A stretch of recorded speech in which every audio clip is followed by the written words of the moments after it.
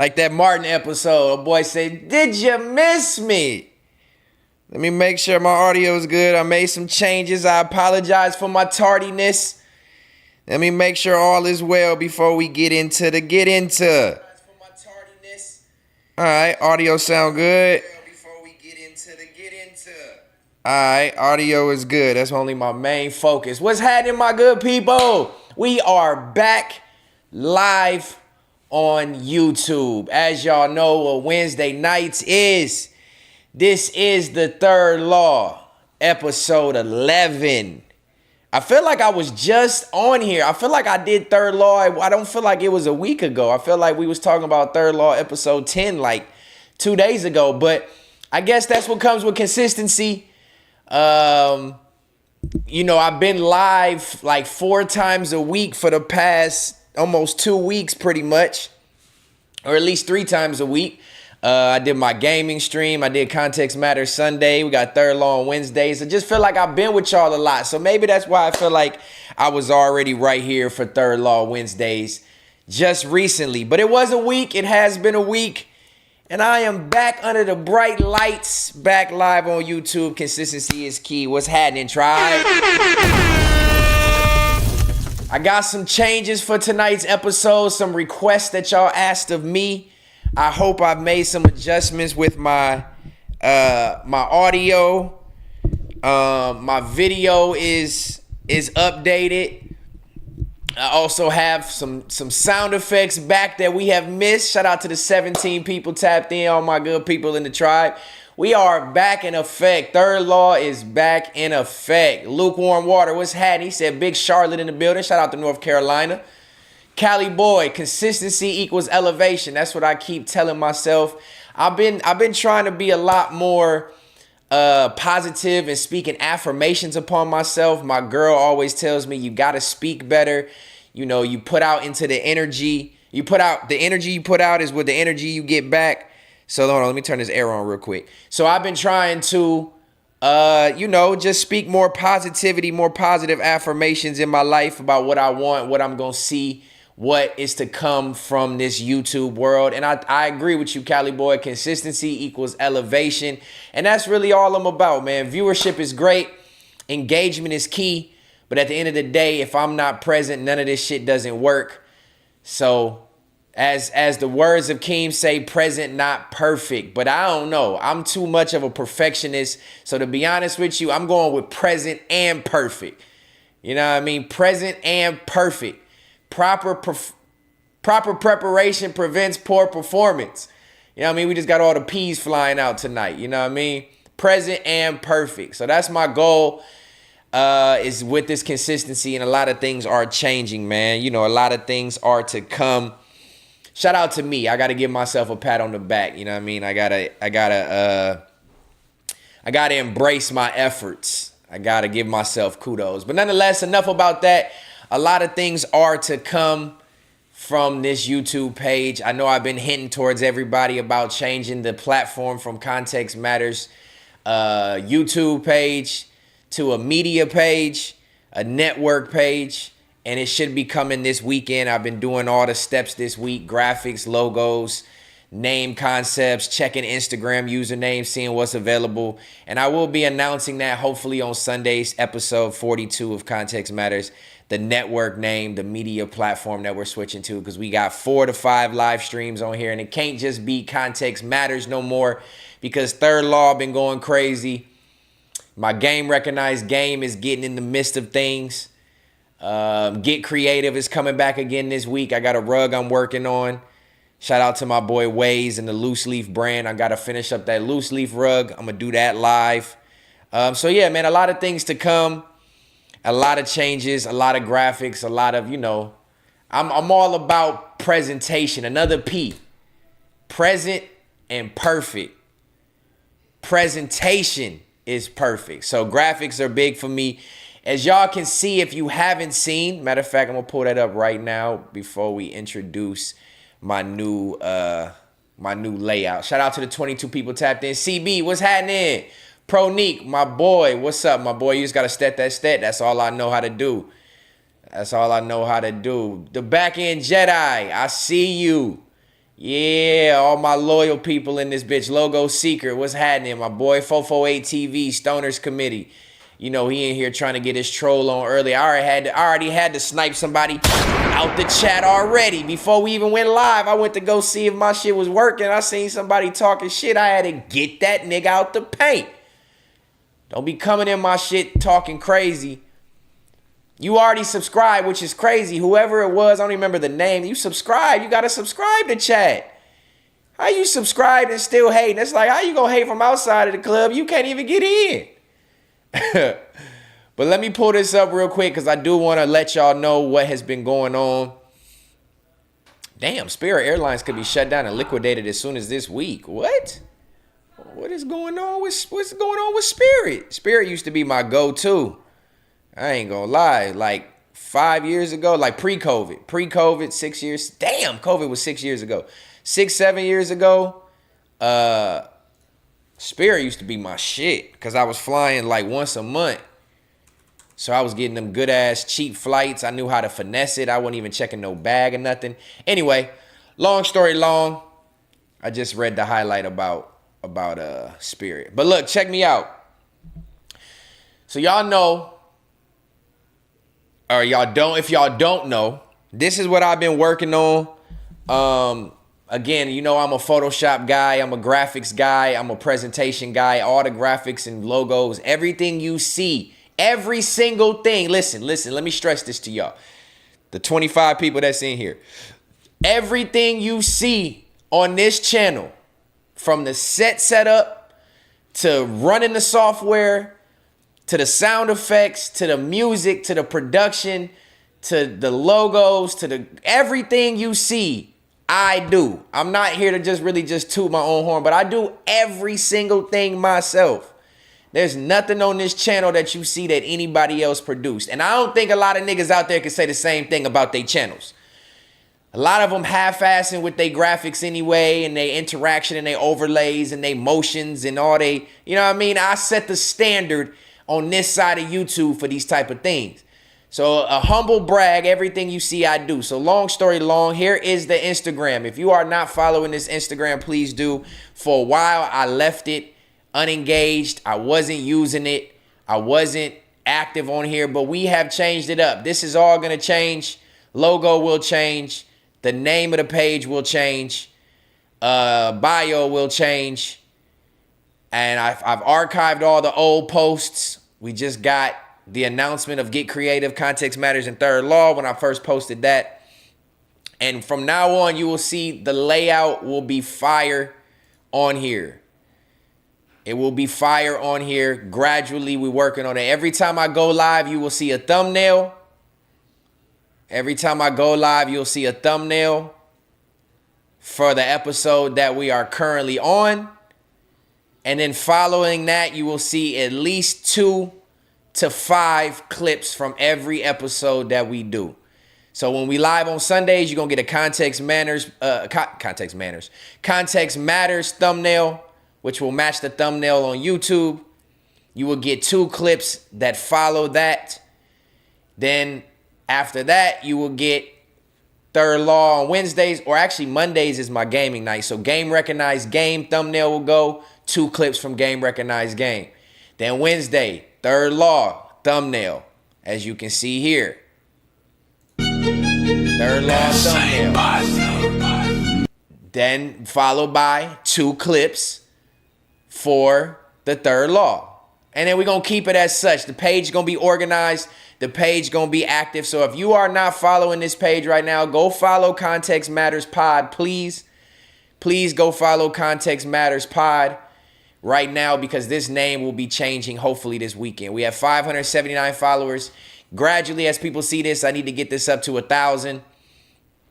And yeah, we going to go hard with the internet Instagram promo, because YouTube's not promoting me the right way. So I got to start using Instagram and TikTok and Twitter more to promote. So that's why we're doing the clips. If y'all haven't seen, I made these clips from the episode. But how do you feel about it? Do you think men and women, you know what I mean? We got the title on here. Do you believe in platonic friends of the opposite sex? The price of fame? Do the benefits outweigh the sacrifices? You click it. But how do you feel about it? Do you think men and women can have Strictly got platonic engagement in the friendship. chat, hell in the no. comments The only already. way is if there's some sort. So I designed these overlays, which is very similar to the overlays for Context Matters. And you know what I mean? We're going to keep it engaged just like this, man. I'm excited for what's to come for this Instagram page. The time that I've been putting in has been crazy. I'm burning out my computer from being on this computer so much, but I'm working hard just to stay in the midst of things. You know what I mean? Stay in that algorithm, stay consistent, stay visible. Stories don't get a lot of views no more. If you follow a lot of people, my stories probably don't pop up on your page. So I have to make sure I'm posting on the feed. Shout out to my boy Devarian Jarvell. If y'all don't know this comedian right here, this is my boy. I went to high school with him. We went to the same high school. My boy is viral, hilarious. And I talked to him this week. We gonna get him on the stream real quick. My boy got 672,000 followers now. God damn, Devarian. My nigga going crazy. He gotta have the most followers from our hometown easy. Other than Fred Van Vliet or Michelle Williams, he gotta have the most followers. My boy going viral. Yeah, man. Shout out to my boy Devarian. I'm gonna try to get him on the pod soon. I've already been talking to him in the DM. He interacted with the videos, good topics. So as I'm saying, I'm around this part of the show off. Make sure you please go follow Context Matters Pod. There's 29 of y'all in here. If y'all not following this page, go follow it now. Rod and Roll, what's happening? Mac Wop. You see, I was finna start this show off and get on you niggas, but then I was like, is it worth it? I don't know. I can tell from y'all response on Apollo that y'all been watching. You know what I'm saying? So that's a positive. So should I cook that cook or should I just let it marinate? I might let it marinate. Because y'all had a whole narrative about Context Matters on Sunday. Y'all had a whole narrative like I was holding my boy hostage. So I might have to touch on it in a minute since you present. You know what I mean? But yeah, man, go follow Context Matters Pod on Instagram. This name will be changing soon to a network page so that I can host all of my shows, all 4 of my shows on here with clips. And we're going to get in that algorithm, man. Break it down. Looking ass. I don't know. I already had the video pulled up like I wanted to react to it. But I don't know. I might have to. Because I really be wondering why. I'll get to that in a second. Follow Context Matters Pod on Instagram. We going up. We going to be going viral with that and staying in that algorithm. But as I mentioned last week, I did have somebody in the chat tell me that I needed to make my reaction screen larger. So this is what my normal reaction screen was for all my 10 episodes of The Third Law. But since we get into the next 10 and we are at 11, I have a new reaction screen to just give to the people. It's similar, but it allows my reaction screen to be larger for people to engage with. So without further ado, I got a new reaction screen so that when we watch our videos, it's not as small for the people. It's a little bit larger. Here we are.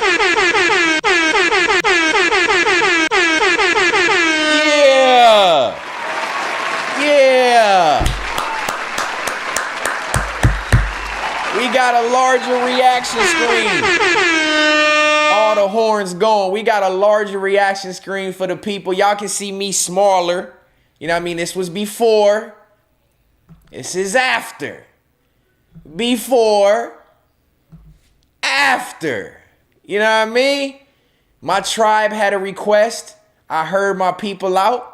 And I gave the people what they asked for. You know what I mean? I went ahead and made a new reaction screen for the people. And so when we watch our videos, it's going to be larger. Y'all going to be able to see the videos a lot more. And I'm excited about this because when I watched the clips back, I realized that shit was small. And not no more. You know what I mean? We ain't going completely full screen. I like my overlay. I like my graphic overlay. Your boy Stet did this. You know what I'm saying? So I'm excited about it. Subscribe if you're not subscribed. Shout out to the 31 people in here. And that brings me into another quick little announcement of what I'm bringing back. Appreciate you, Wizard. You know what I mean? We just We just do a little bit of upgrades here and there, make shit a little bit more engaging, make it good to the eye. So I have another thing. Shout out to Hustle or Nothing. You know what I'm saying? Shout out to Keem Smith on my dick. You know what I mean? 35 people. You better understand it, pussy boy. And you one of them niggas that's watching. So sit back, get you a brew, and watch me do what I do, because you a fan. You know what I'm saying? If you know what's going on over here, you a fan. You ain't even tribe. You ain't even gang. You fan. I don't even call my tribe members fans. They supporters. They the tribe. You a fan. Nah, you don't love us. You a hater. Anyway, enough on him. Let him rock in the chat. We don't care. On top of the new overlays and the new graphics, I got something I'm bringing back. I finally got my shit back. And what did Hustle or Nothing say? What the fuck is the third law? Yeah! What the fuck is the third law? What the fuck is the third law? What the fuck is the third law? What the fuck is the third law? What the fuck is the third law? Yeah! Respect for the law, respect for the law.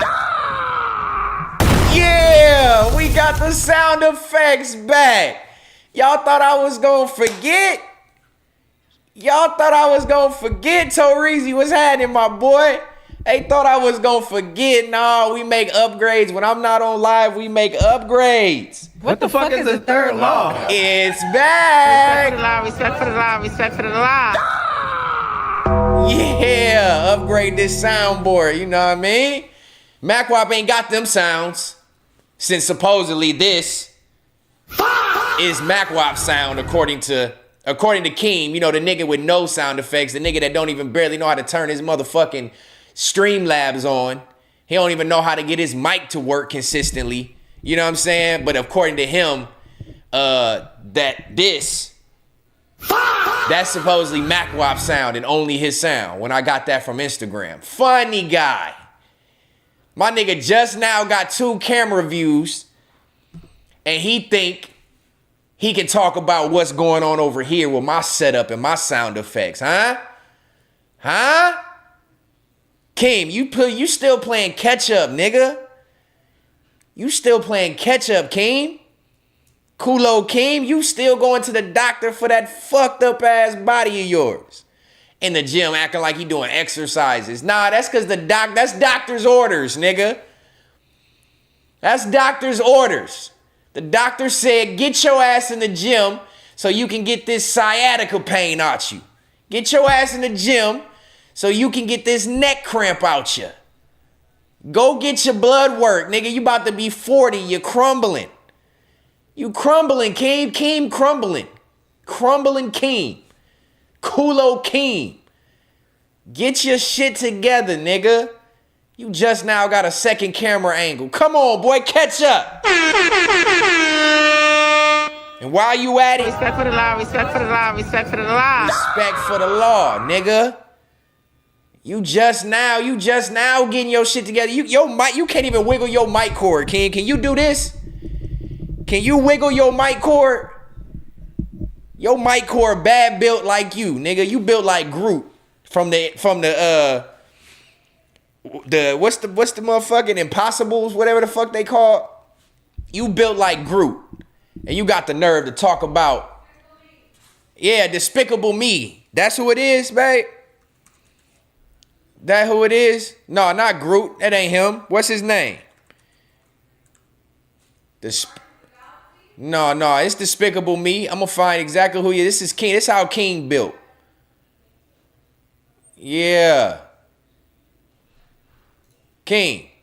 From now on, don't you talk to me until you fix the way you built.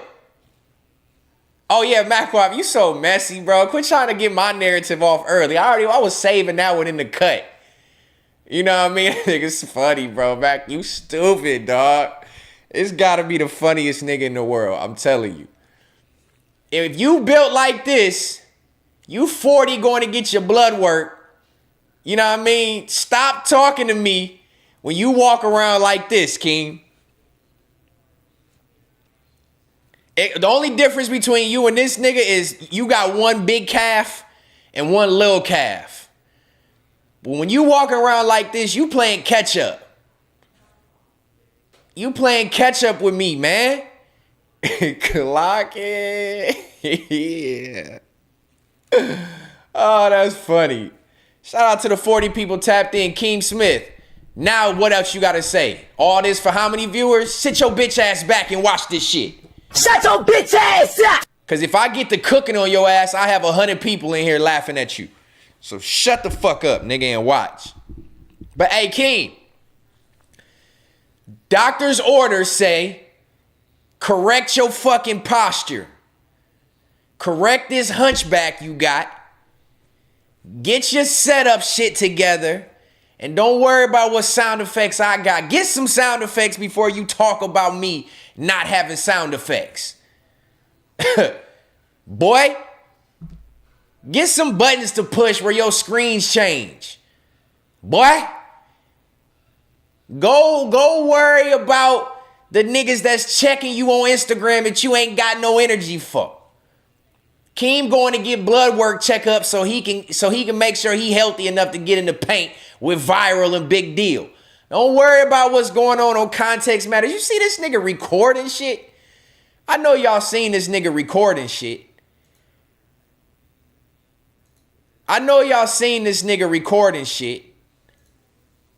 Keem want to record my live streams to try to come pitch it as a narrative? He was just back, but he wasn't like Shawn Michaels. He'll do a. You want to pitch a narrative, Keem? You lucky I don't got it queued up and I ain't finna waste my time on cooking you. Let me see. Yeah, I don't got it pulled up, so I ain't even gonna go back and find it again. But Keem had a whole narrative. My nigga wanna record Context Matters, me and Scotty. And I'm gonna get to that in a second, because we gonna talk our 30 minutes before we get into these reactions. My nigga wanna talk about me and Scotty's live stream. Nigga, worry about you and Trevor and that bullshit y'all over there doing. Y'all niggas ain't cooking long enough. Y'all ain't in the kitchen long enough. That's why this episode is titled Only the Strong Survive. Shout out to my boy Square Biz. What the fuck is the third law? We back, baby. My boy Square Biz. A little something for the collection plate. He sent that good $7. Thank you, my brethren. Make sure y'all like his super chat. He one of the few people who actually get in this bitch and engage with super chats. And I'm forever thankful to my boy. A little something for the collection plate. A little something to keep me hot and motivated tonight. I appreciate you, Square Biz. As always, if you got a narrative you want to get off, send it through with that too. You ain't got to just do shout outs. We can get your narrative off in the super chat too. But I appreciate you, my boy. Thank you. What's this? Info made off. Are you from New York? He threw the Statue of Liberties in the chat. I appreciate you. Wavy Crockett was happening. Not picking sides, but I think Keem could clean up Big Deal or Viral. Well, tell that nigga to get his janitor on and go clean some shit up and not record my live streams. Why the nigga always want to push a narrative when it come to me, but he want to duck and dodge the niggas that's got narratives for him? Mr. On and off camera.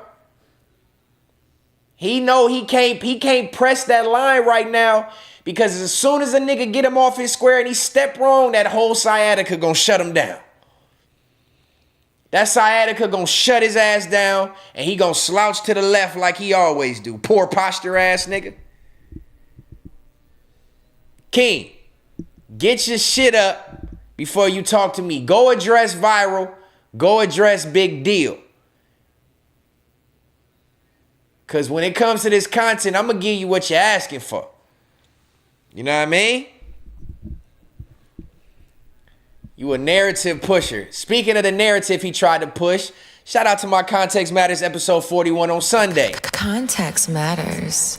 And I will shout out to Scotty, but I'm on Scotty's bumper too. Because Keem's narrative was, and MacWop too, MacWop more specifically tried to say that I'm trying to hold my nigga Scotty hostage. That you know what I mean? Like, I shouldn't have left LA and blase blah. No, nigga, I'm doing collab cams. And if you can't keep up, you can be replaced. You know what I'm saying? That goes for anybody. That goes for anybody. We ain't worried about no pussy pun. I'll slap that nigga too. Crazy. But like I was saying, if you can't keep up with what I do, you can be replaced. I'm telling niggas, context matters. We don't do little hour, 2 hour streams. We got too much intellect to get on here and talk about, and it's called context matters for a reason. Context takes time to get out. Dialogue takes time. We not pushing no 2 hours. So if a nigga want to do 2 hours, he can either join the stream late or move around. You know what I'm saying? Move around. I fuck with Scotty. I embrace Scotty. This is the whole point of me bringing him in is because he got dialogue, but we not going to be doing 2 hour streams. And you're not going to be getting on Context Matters and talking about, oh, I'm finna get off. Oh, I'm tired. This is my last one. It'd be different if a nigga had plans. Let that be known ahead of time. I got a date tonight at 9 o'clock I got to get ready for. I bet. That's understandable. But every stream, we not doing that. So I'm going to keep my show going. And if you can't keep up, log your ass off. Context Matters is 3 hour streams minimum. I don't know if I have any streams on Context Matters that are less than 3 hours. So I push 3 hours. You know what I'm saying? So that's that narrative. So I got a guest I'm going to extend an invite for Sunday for Context Matters. I've already invited him, I think, on episode 9 of Third Law. But my boy hadn't popped out and did his solo live streams in a while. So he wanted to make sure that he got his solo live streams off and got back in the algo before he popped it on as a guest. So I'm going to have a guest on Sunday. I'm going to extend the invite and make sure he's available. And we're going to see if he got the stamina to do the 3 hour streams. But that's why this episode of Third Law is called Only the Strong Survive. Because Keem, this nigga, you know, he trying to build momentum. He don't even go live on his own no more. MacWop, he don't do solo streams no more. You know what I'm saying? These niggas can't keep up. I've been doing solo streams for a year and a half. Everybody else who try to do solo streams, Smack, T-Rail, Pun, only other nigga who still got solo streams going is Rios. Everybody else want to tap out. So as I'm saying, I can do this solo if I need to. But if not, I want to keep guests reoccurring on Context Matters. So this Sunday, I'm going to extend an invite to somebody, and we're going to see if they show up on Sunday and show Scotty how it's done. You know what I mean? Rock, what's happening, my boy? Torizi said, Pun fired your ass Hakeem on your day off, too. I think he got to be talking to Keem. Pun fired your ass Hakeem on your day off too. The two is confusing to me. Are you saying like in addition to what I'm saying about him, he was fired? But I hope you ain't talking about me, because can't no pussy pocket pun ass nigga fucking fire me from something he didn't hire me, ain't got no control over. I don't get fired. I can't get fired. Nigga, I was the creative design, the creative mind over there, nigga. It wouldn't be no what can go wrong. It wouldn't have been no what can go wrong if I didn't pitch the idea first. So let's just keep it a bean. You can't fire the nigga with the mind. You can't fire the nigga with the edits and the graphics. You can't fire a nigga with his own show on the platform. You can't do it. So tell Pussy Pun he must have fired himself from his own shows, because he ain't got none no more. Pussy pocket pun, PPP loan ass nigga. Facts, B-Fly. He a PPP loan ass nigga. Your own homies don't even fuck with that nigga no more. Get that bitch ass nigga out the paint. You know what I'm saying? I don't get fired. Now, King, they just canceled the whole show this nigga was on. So technically, you got laid off on your day off, nigga. You got laid off on your day off. He didn't even get fired. You can't get fired if everybody quit. You got forcefully laid off. You know what I'm saying? Forcefully laid off. And you worried about who kicking it with me on my stream and how long they on here and who doing what and where and why. Nigga, you just got a second camera angle. Get your production up. You fucking with Trev now and all of a sudden you got a second camera angle. You fucking with Kev now and all of a sudden you got a second camera angle now. You let the white boy with no top lip talk you into upgrading your shit. Tell the nigga to upgrade your XLR cable, nigga, because your mic be going in and out. Your audio ain't present on multiple channels.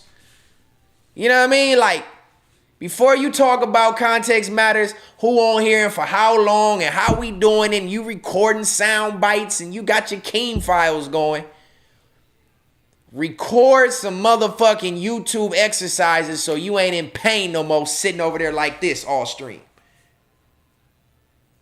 Stand up straight when you talk to me, boy. Nigga talking about Velcro seats. Well, nigga, Velcro your ass. Now, I didn't want to get into it, but I had to get into it. Once I get going, I be getting going. You know what I'm saying? I'm Bryce. What's happening? Rock City. So you basically Vince McMahon. I'm for sure Vince McMahon. I'm for sure Vince McMahon. Don't ever get it misconstrued. Nigga.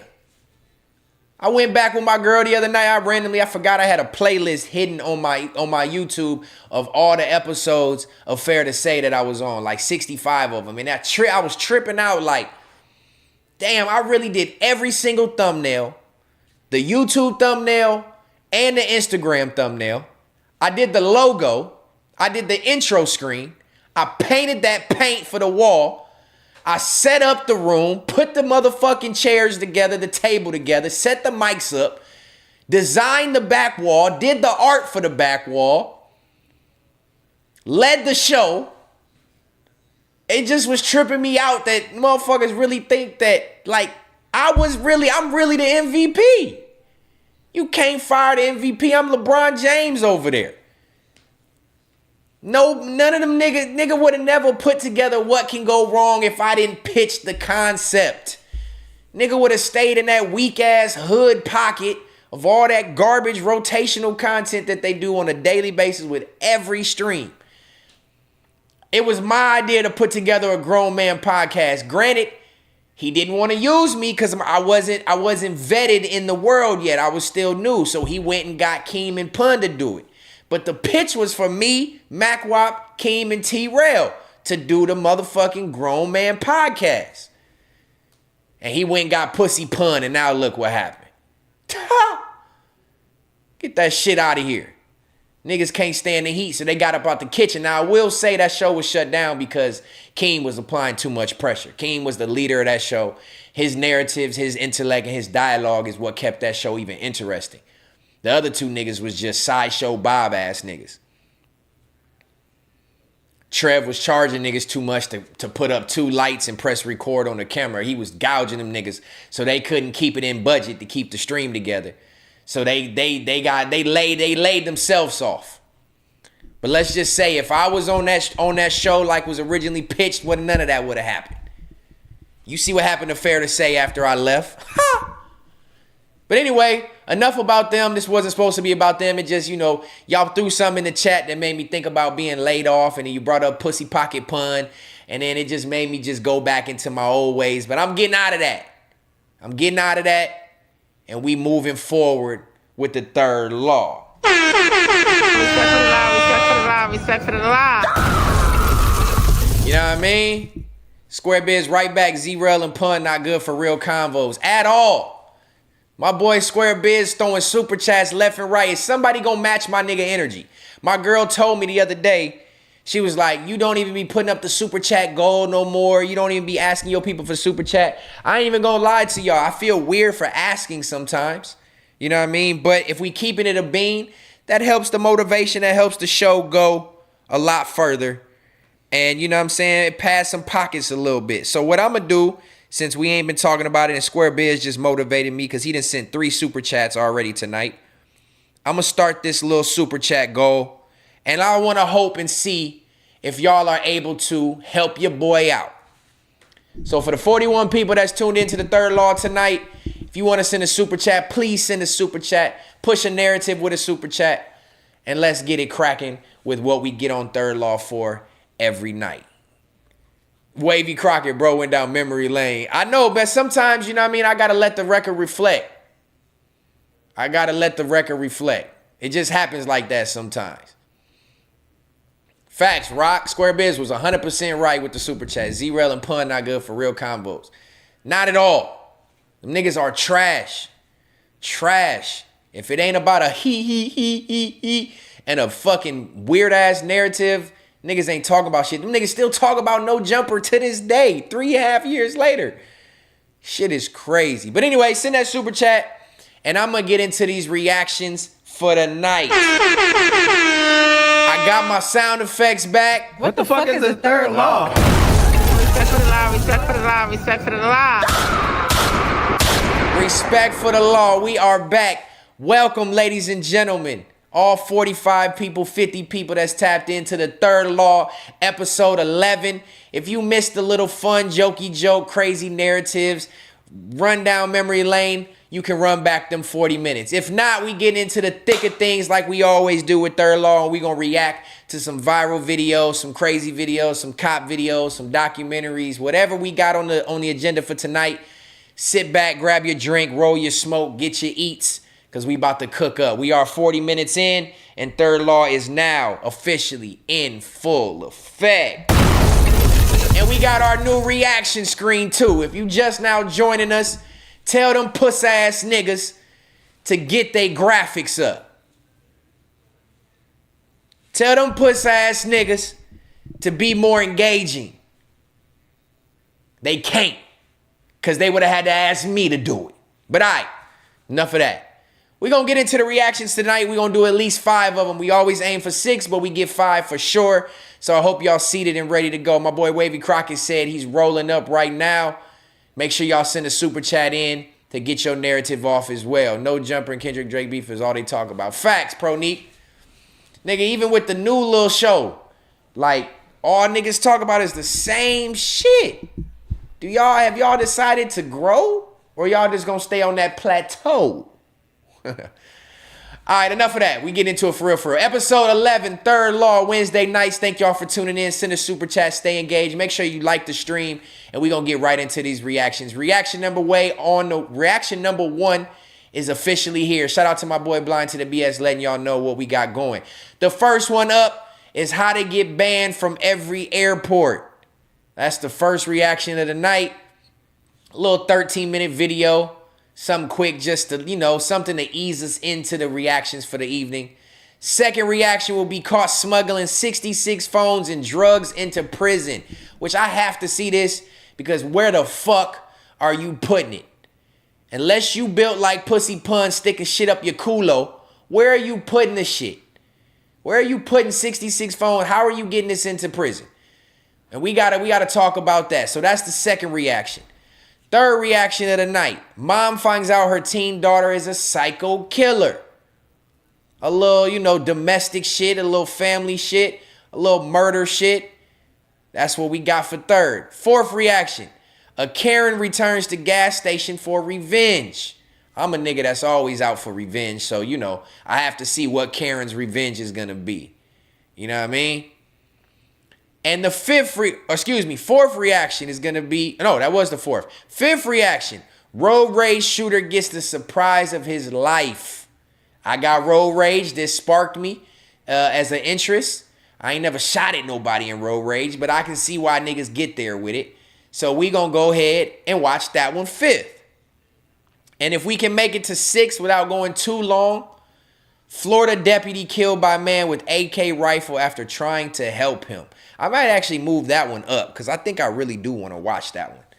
I think I do. Anyway, then we got 7 feds hunt down 19-year-old drug dealing assassin. That could be next week, but I might move that one up. I don't know. We see how we feeling tonight, and we going to get right into this shit so that we can have a good time, man. Got to be consistent. Man, cut it out. I'm not talking about him no more because we getting right back into the thing. we getting right back into the reaction, so I'm not gonna dive back into that. But if you want to hold that thought, Tsunami, for the end of the stream, I'll mark some shit out and show you why shit is all cap. You know what I mean? There's a part 2 of the ATL prison video where they go in on the woman's side. Ooh, I might have to watch that. The women's side be calm though. They don't really be too much craziness going in on the women's side. Ayo, what's happening? He always come in showing love to the tribe first and foremost. Shout out to you for shouting out to the tribe. Blind to the BS, I see you. Toreezy, that's what I'm talking about, my brother. Toreezy the Loke. Legend has it Rio's finna sit down with the white man at No Jumper soon. Your thoughts? Damn, niggas send a super chat right when I'm about to get into the reactions and shit about what I want to talk about. No, I actually watched the clip of Rios talking about that, addressing that, and I think that was all just trolling. I think that was MacWop spinning a narrative like MacWop always do. I don't think Rios would ever go do that. He's too wise of an individual, and based off of all the things he said negative about him, I don't see that aligning with what he's doing. Now, me, on the other hand, I might tap in and go, you know what I mean? I might tap in with the tap in. I know most people won't like it, but, you know, I'm different. You know what I mean? I didn't spew hatred for the man and do all the whole shit. So, I don't know. I'm not saying it's going to happen, but I'm not completely against it. But I don't see Rios doing that shit, bro. I don't see Rios going over there. That was MacWop spinning a narrative, and like MacWop do, he ain't going to do that. I think still, regardless of our falling out, I still think too highly of Rios, and I don't see him doing nothing like that for the sake of, for what? Like, you know what I mean? Like, why? You don't want to interview the nigga, ask him the tough questions? I mean, he would ask him tough questions, but I just don't see Rios doing that. But shout out to you for the super chat, my brother. I sure appreciate you, man. We have got we've got 4 super chats. It says 1, but we got 3 before I set the goal. So shout out to Toreezy the Loke. Shout out to Square Biz. Let's get 6 more super chats to make sure we hit that goal tonight. And we're going to have a good time, man. So without further ado, the tribe is locked in, 40 people deep. Let's get into the reaction, the first reaction of the evening. How to get banned from every airport. Let's see how this go. And if y'all don't know, if you do something dumb in an airport, you are liable to go on the no-fly zone, and it's considered a federal offense. So for everybody, I'm guilty of wanting to crash out in an airport too. Them flight and gate attendants, they are assholes. They always give me problem with my kids, my dogs. You know what I mean? They always have an issue with something. So I understand it, but sometimes in some places you just gotta really bite your tongue, and an airport is one of them. So let's get into this reaction. First reaction of the night. What the fuck is the third law? Welcome back to the Third Law, episode 11. This is how to get banned from every airport. Let's go. She does not have a flight tonight with Spirit, but she will be allowed to rebook. I don't know where this fellow went, but he's right there at the counter. Not allowed to fly with Spirit again. Oh, he's put on the no-fly list. So 2. Look, they already said it. Let me rewind it back because I ain't have my headphones on. They already said it. The no-fly, put them on the no-fly zone, no-fly list. That's what the cops in the airport love doing, because that's a huge fucking that's a huge like punishment.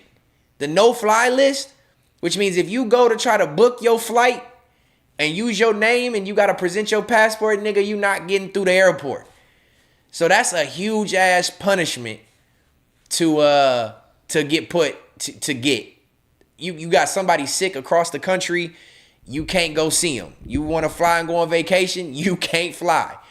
So if you in the airport, don't get put on a no-fly list. All right, let's get it going. Logo Secret said he just smoked some biscotti, 30% THC, was fire. I'm not going to lie. I was just talking to my girl about that, Logo. I might smoke here in the next week. 420 coming around the corner. I feel like I want to be high. I haven't smoked all 2026.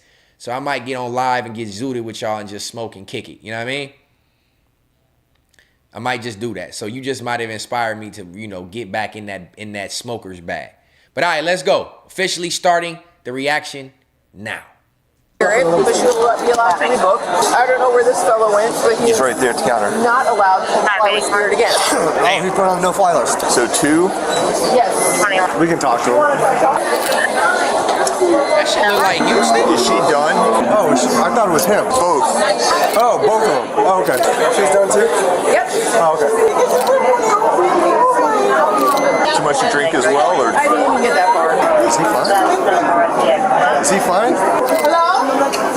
he flying? He's supposed to be on the phone. No, we were told that somebody told. Correct. I didn't know. I would talk to somebody before you do anything with that, because. No, she didn't tell me anything. Okay, apparently he's boarding. Okay.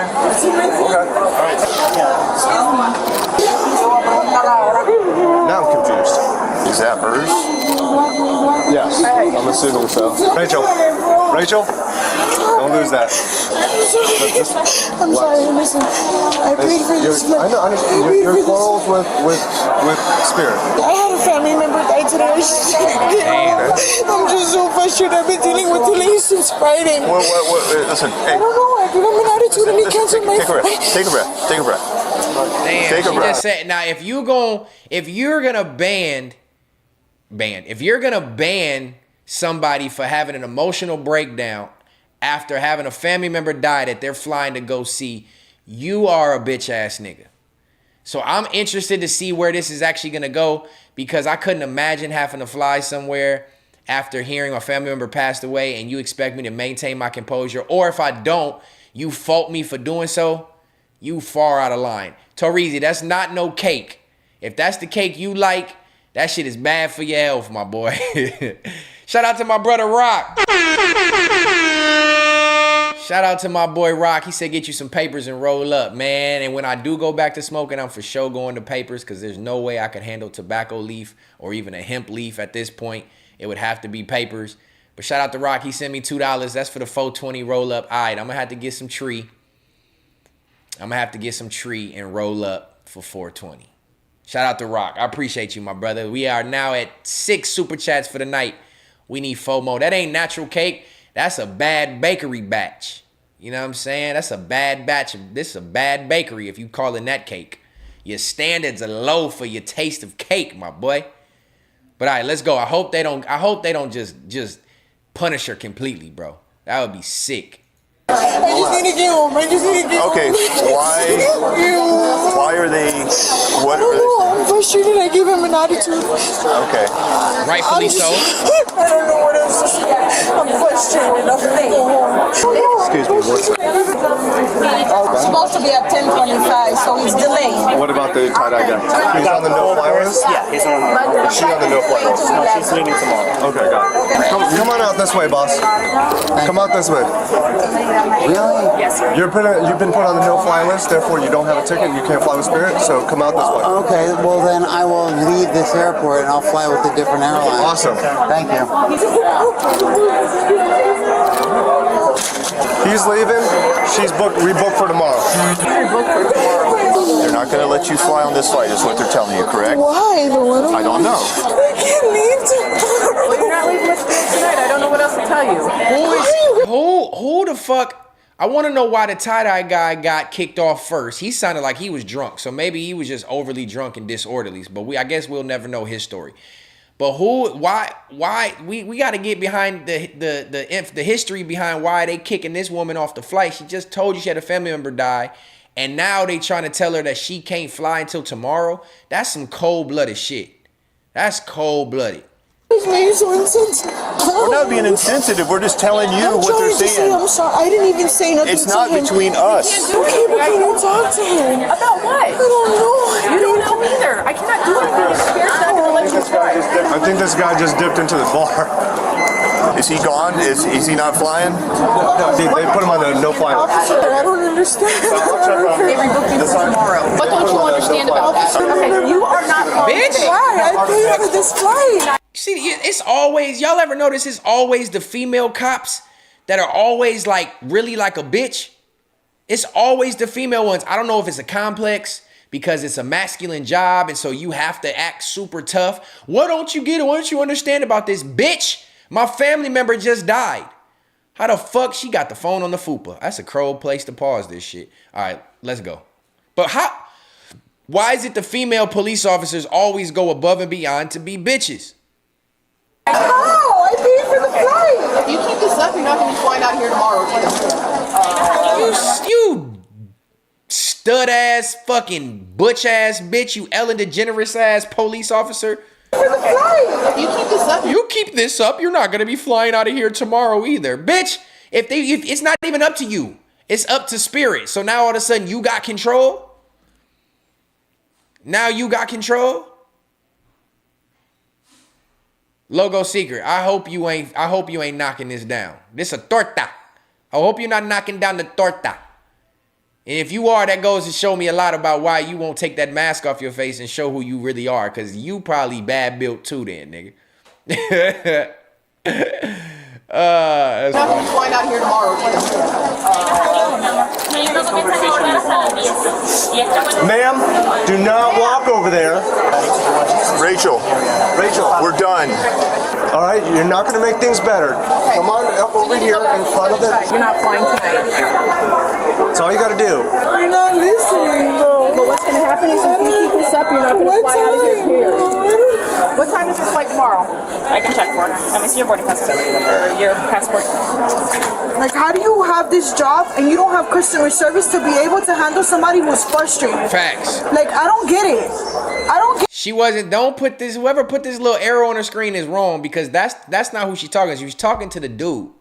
And most Spirit airline flight attendants and gate attendants are always gay. They always gay. Not saying that's any reason why, but a lot of them niggas be sassy and just want to have an attitude with you for no reason. So she mad at the dude. But how can you, as a gate attendant, get an attitude with somebody whose family members passed away and not have any type of compassion to the point where you gonna kick her off the flight? I hope something bad happens to that man in real life. Rachel, listen to me.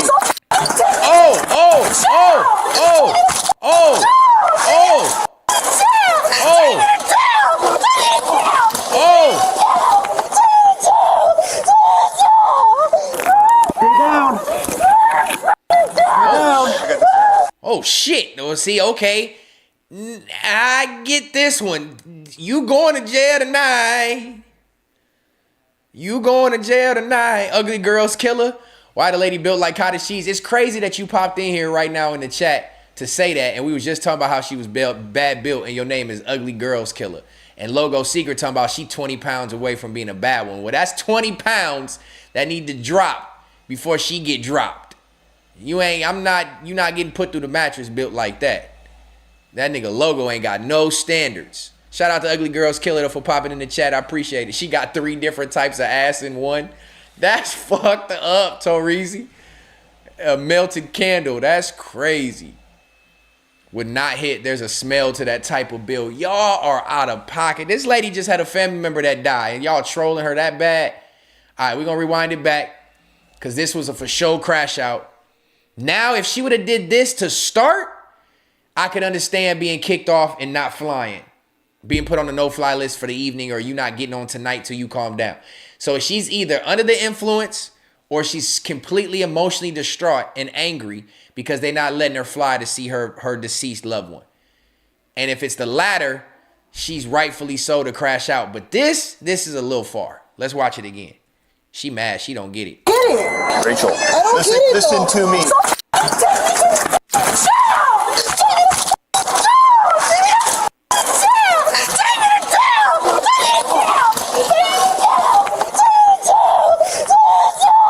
Oh, he hunching her. That cop horny than a bitch. That cop horny than a bitch. He done straddled her. I see what you was trying to do, nigga. You took her to the ground and hopped on that ass. You was trying to ride that pony. He felt like Logo. Scoot back. There you go. There we go.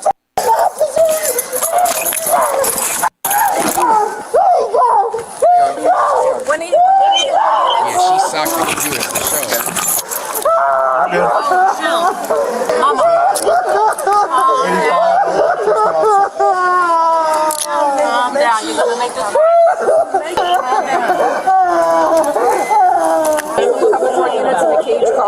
You good? Got some redness from here. You good. You got some redness. You niggas are pussy. Y'all police officers with all this equipment on, all this fucking vigor you got in your voice when you talk, and now you might have got elbowed in a tussle and are you good? We're gonna put a assault on an officer on her too as well. We're gonna make sure she stays in jail through the weekend and doesn't get to go see her deceased loved one. You niggas is some bitches, bro. You niggas is some bitches. For sure, for sure. Rocky, what's happening? Third Law is my shit. I appreciate you, bro. Send a super chat through. We trying to get to 10 tonight. We actually at 6. I believe we at 6 tonight, but I set the goal late. So go ahead and send your boy a super chat. Send a little $2. Let me know you rocking with the Third Law. She hit me in the head. She hit me in the head. You good? Yeah. You good? You can't hit the police like that. Roll on her side. We're gonna sit you up. Roll over your side. We're gonna sit you up. Let me go. I got it. Kick your legs out. I got it. I need you to kick your legs out. Let me go. We can't let you go now.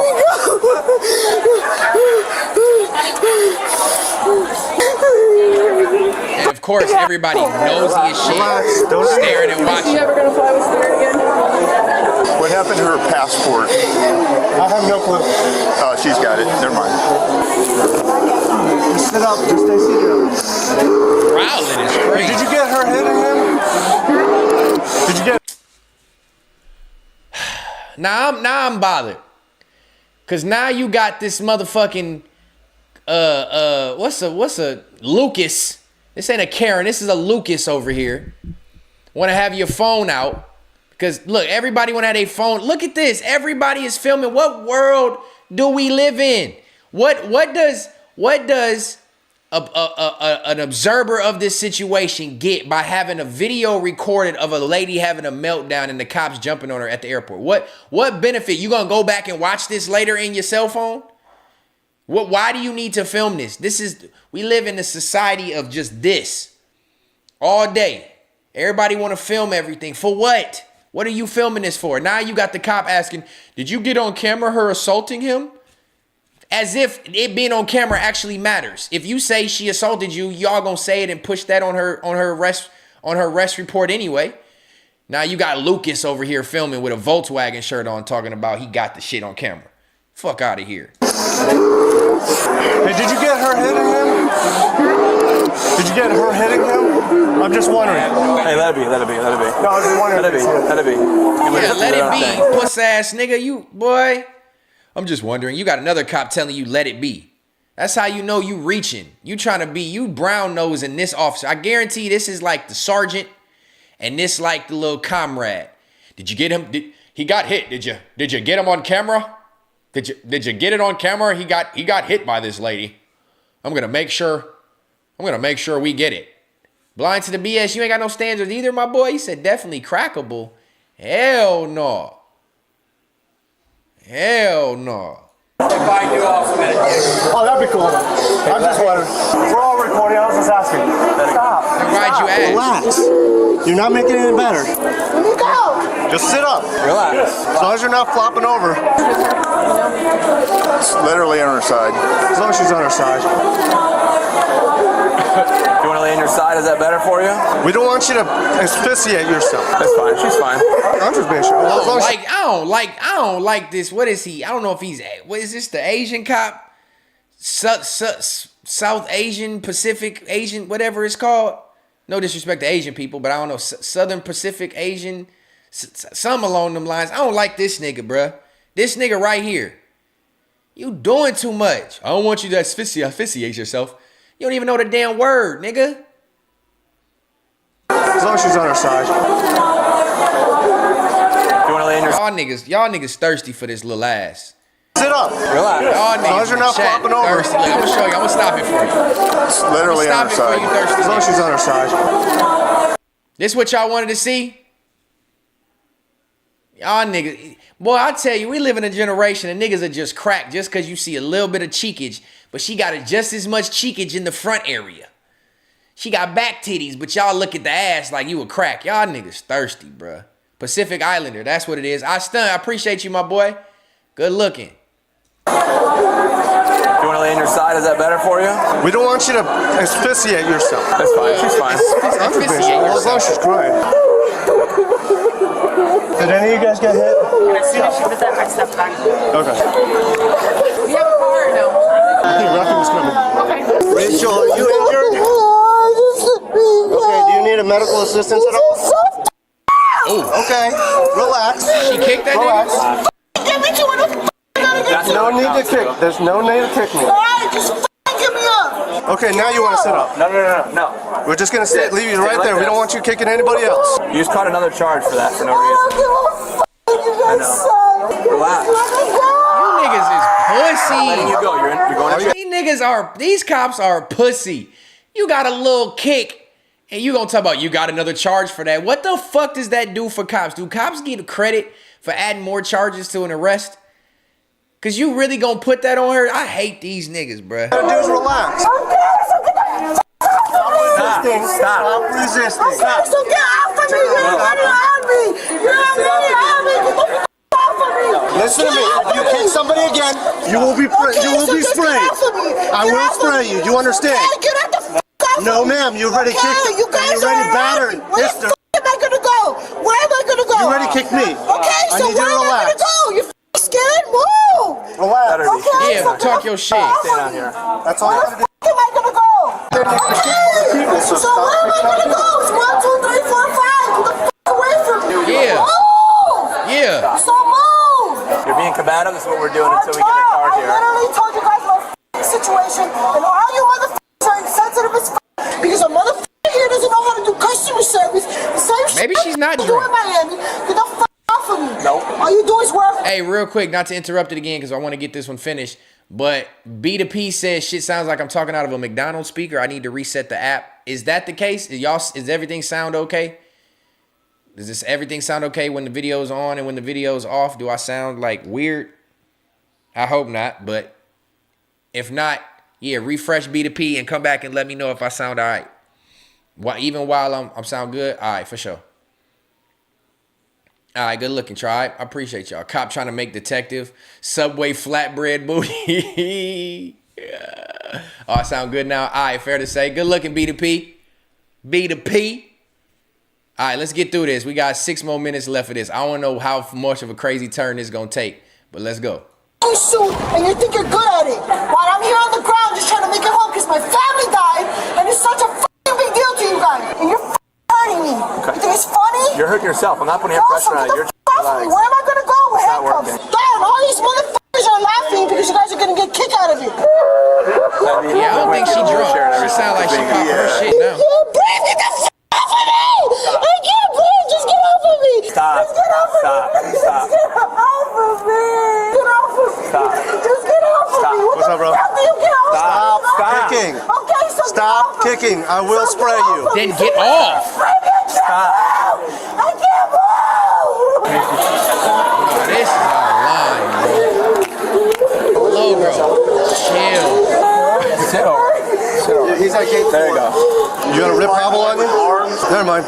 That's the thing that I'll explain later. All right.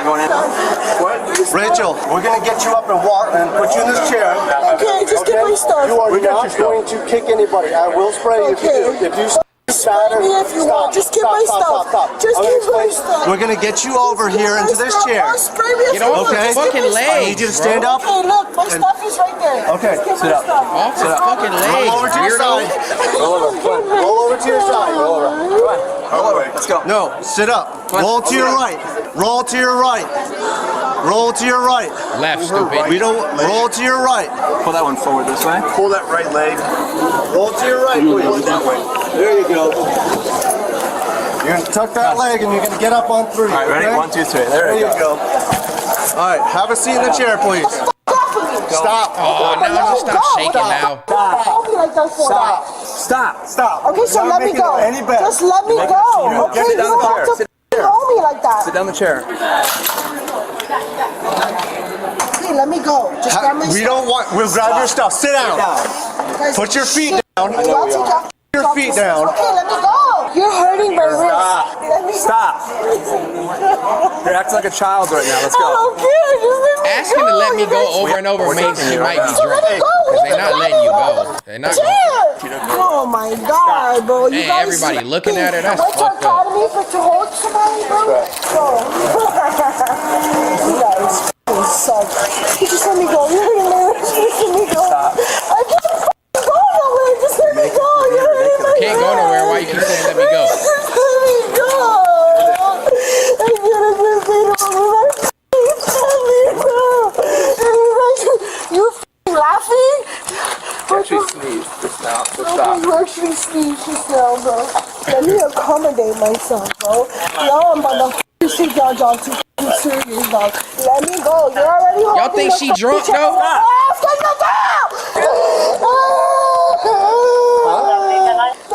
You're hurting my wrist, bro. That's the handcuffs hurting your wrist. Okay, so I'm asking you to let me go. Stop. Where am I gonna go? Where am I gonna go? Stop. Stay seated. Stay seated, please. If you don't calm down, Okay, it just hurts so you won't have to hold bad. on to you. I don't got that arm now.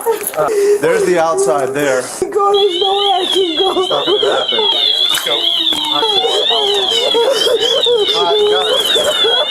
Hit that other door. There you go. This is what's going to happen. You're going to stand up and you're going to sit backwards into there. You're not going to kick anybody. You understand? Okay. Wait. Okay. Go ahead and stand up. Go ahead and stand up. All right, cool. Turn around. Turn around. Hey, who searched her? She hasn't been... Stand up. Lean against the car. Search her. She Spread your got feet. fucking spandex on. Your Rachel beside your phone. Somebody just trying to rub on the torque down. I didn't do shit wrong. I'm sorry. Turn around. You're going to sit butt first. You can't just be gentle. I am being gentle. It take 3 people for it. Sit in the car. Sit in the car.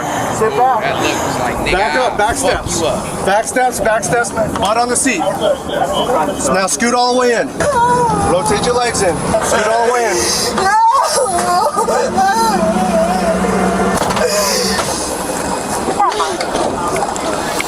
This suspect, Rachel, was charged with 3 counts of felony battery on a law enforcement officer, 3 counts of felony resisting with violence. Boy, these cops are fucking, man, DeJohns. Battery on a law officer, 3 counts. So because, oh my God. So 3 different times, supposedly, she hit them. It's not just 1 count. Come on, bruh. This lady, I hate cops that take their job so damn serious, man. Violence and disorderly conduct. She pleaded not guilty to 1 count of resisting with violence and disorderly conduct, and no contest to the 3 counts of battery on a law enforcement officer. All charges were dropped except for the 3 counts of battery on a law enforcement officer, which all resulted in adjudication withheld, meaning the judge accepted her no contest plea, but did not formally convict her. She was sentenced to 36 months of probation. She was also ordered to complete 12 months of therapy or counseling. Are y'all fucking kidding me? 3 years of probation for a little kick to a cop's leg? 12 months of therapy and counseling? She was distraught because her family member died. Not to possess or consume any drugs or alcohol unless prescribed by a medical professional, and not to return to the Orlando International Airport. You ever notice how an airport can be one of the happiest... Man, that's out of line, bro. God damn. Respect for the law, respect for the law, respect for the law. When I say respect for the law, I'm not talking about this law that we just watched. Because them niggas they take their job too seriously. That's the definition of taking your job too seriously, bro. It's not like he whooped your ass or she whooped your ass to where those type of charges are worthy. You got a little kick to the shin, and so she gets 3 years of probation. 3 years of probation for that? That's wild. That's wild. Ugly Girlzilla, that's funny. Ugly Girls Killer, that's crazy. Rachel Lewinsky, a bad one. You saying she got the Monica Lewinsky? She might have the Monica Lewinsky, but not that body. If that's your girl and you see this, what you doing? Oof. I'm gonna have to ask if was she under the influence of something? Was she drunk? Why did you crash out like that? But at the same time, they took their job too seriously. I'm gonna just keep it a bean. They took their job too seriously. It did not places in the world. It did not require all that 6 cops, male, female, all because she smacked the computer screen. Nah, they got a line for that. Well, I'm glad we had something light-hearted to kick off Third Law episode 11. So what we gonna do is get right into the second reaction of the night. Make sure y'all send them super chats in, get your narratives off, and we'll answer the super chats mid-reaction. You know what I mean? So we can read your comment right in the heart of what's going on. Make sure y'all get a video a thumbs up, please. And we gonna get right into the second one. I still like this screen, but I'm not gonna use it for the sake of viewership. But I still like this screen. All right, man. Second reaction of the night. Third Law, episode 11. Caught smuggling 66 phones and drugs into prison. I don't know if this is John. Shout out to my boy John smuggling burritos. I don't know if he gave this man tips, but obviously this dude get caught. So let's see why he is caught. Second reaction of the night is starting off right now. What the fuck is the third law? Investigators say the suspect never actually made it inside the fence of the prison here, but they did find him on the property. They think his plan was to hide his bags full of stuff near the fence, where then an inmate could later pick them up. Okay. In the middle of the night, prison guards spot a suspect trespassing outside the fence of a restricted area near a prison that ranks as one of the worst in the state. The guards immediately apprehended the suspect and discovered that he had 2 huge trash bags loaded with contraband valuable to inmates in prison. Police were immediately called and arrive at the scene. First of all, y'all know how I do. I got to preface the situation as it comes to me. And since the video just started, I don't know how good this one going to be. So we're going to try to skim through this pretty quick, I think. How dumb can you be to trespass onto prison grounds knowing it's probably heat monitored, camera monitored, night vision monitored, and drop trash bags and think they not going to suspect you of bringing some contraband? Dumb ass criminals. Imagine Stet smuggling some rug sandwiches. The fuck is a rug sandwich, my boy? Hey, I'm just trying to give the rugs to the people, man. You know, there's some Muslims in there. They got to pray. You know, the concrete floors. I need to bring in some rugs for the people. But how can you be this dumb to think you're not going to get caught? This ain't even a sneaky way to smuggle. This video might be stupid, but let's go ahead and push through it, try it. Got anybody outstanding? We don't even know. No, let's be honest with you. When camera caught you. He says, can the first there might be more people. Put your coats on him and take one off. Yeah. So, hey, stay down. Well, he's got a pouch in his front left pocket. Think it might be liquors. Yeah. Where's the other one at? We don't know. Oh, that's a good point, Wavy Crockett. He said it's. He just said it's not dumb because it probably worked many times before. He just got caught this time. I guess if you are gonna attempt something like this, you must have to have some knowledge that it's possible. So maybe you're right. It probably did work, but not this time, my boy. I'm gonna get another set of cuffs because mine aren't gonna fit. Just walk this way. Here, help do that real quick. Yeah. Acting supervisor, who's you got a bunch of them. A bunch. Okay. All right. So obviously you come across an individual. Blue came out here first, found the 2 trash bags full of all the what we'll call contraband. And as we were looking that way towards our institution, we discovered him hiding between those 2 things right there. Okay. Like at least 2 trash bags full of stuff. Yeah. Do you have any ID on you? I have no idea. Like I said, I was arguing with my girl. I left my wallet and everything in the car. Okay. What kind of car is she in? She is in a Malibu, a white one. I wonder what kind of charge this comes with. Earlier? Yeah, she was here. We was arguing. Was coming down that main road. This main road. Was arguing. Okay. Give me 1 second. We may get the helicopter up just to scan the perimeter. Because technically, if he doesn't have any illegal substances in those bags, what can his charge be? Just trespassing? Like, what can the charge actually be that's going to get him, like, in big trouble? Unless he has illegal substances in there, I don't think there's no law that says attempt to distribute cell phones to inmates Like, I don't think that's a possible charge. J Swags, what's happening? I don't think that's like a convictable charge. So chances are him taking this risk might have been worth it. Let's see. Right now, I'll verify who he is, and then we'll go through that contraband stuff. The cop learns that the suspect was released on probation and also has a warrant. Oh, he was just released. He's got a warrant too. Yep, Torizi, he just said it. He got a warrant and was just released. He probably got out of this prison There's another one that's out. and was like, I got you niggas when I get out. The coast is going to send me another unit just to light Jamology, up. better late than never as always, my boy. Welcome in. What's over here? I didn't even look. Yes. He has a warrant as well. What? He's got a warrant as well. For what? Not dangerous drugs. Down on probation. Oh, cell phone. Oh, this is gonna be. Yeah. Oh, God. Damn. What is all that? Can we get crime scene to come first?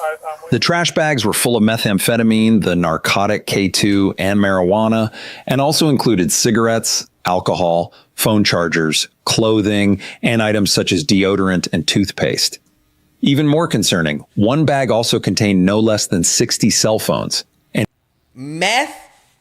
Ah, I get it now. It is contraband in prison, all this shit.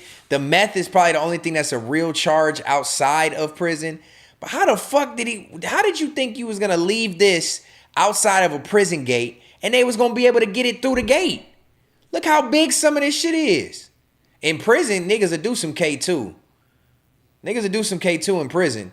But nigga, memory cards, AirPod, earphone, a bunch of earphones. You got some weed, some cigarettes, cell phones. 66 cell phones, nigga. Toothpaste, lighters. Oh, he had a whole kit.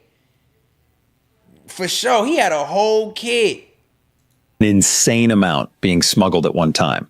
Smuggled cell phones are far more dangerous than drugs. Since inmates have supervised access to just a handful of official prison phones, and every call is monitored and recorded, a convicted criminal can't simply pick up the phone and tell an associate on the outside to commit a murder or carry out another crime. But once a smuggled phone gets inside, that critical safeguard disappears. That's true. Allowing inmates to direct crimes from behind bars with no one watching. This is awesome. This is freaking awesome. Holy cow. Whoever bus is it? Whoever came out with him, that was a major bus. That's all the cops care about. How big of a bus was it? What'd you get them for? Did you get them? Oh, good shit, Tony. Oh, right on, Brad. No problem, Trevor. We got them. Like, y'all gotta be that excited that you caught him. Like, you should just, why don't you just take the man to jail? You got the bus. Why do cops be excited when they get the shit? You finna get a promotion, a bonus, a pat on the back when you get back to the department? Nigga, shut your bitch ass up, confiscate the shit, take the man to jail. Oh, this is a great bus, Brad. This is awesome, David. You got one right here. Good job, Sergeant. Get the fuck out of here. Holy cow. Do you know how much this stuff is worth? Oh, I know. Especially, oh, this is packed. That's packed. It's still packed. Oh, yeah, in prison, that's a whole lot of money. So last time we had a stop like this, they gave them $1 million. Are you serious? Take a couple pictures just for on scene identification. $1 million bond?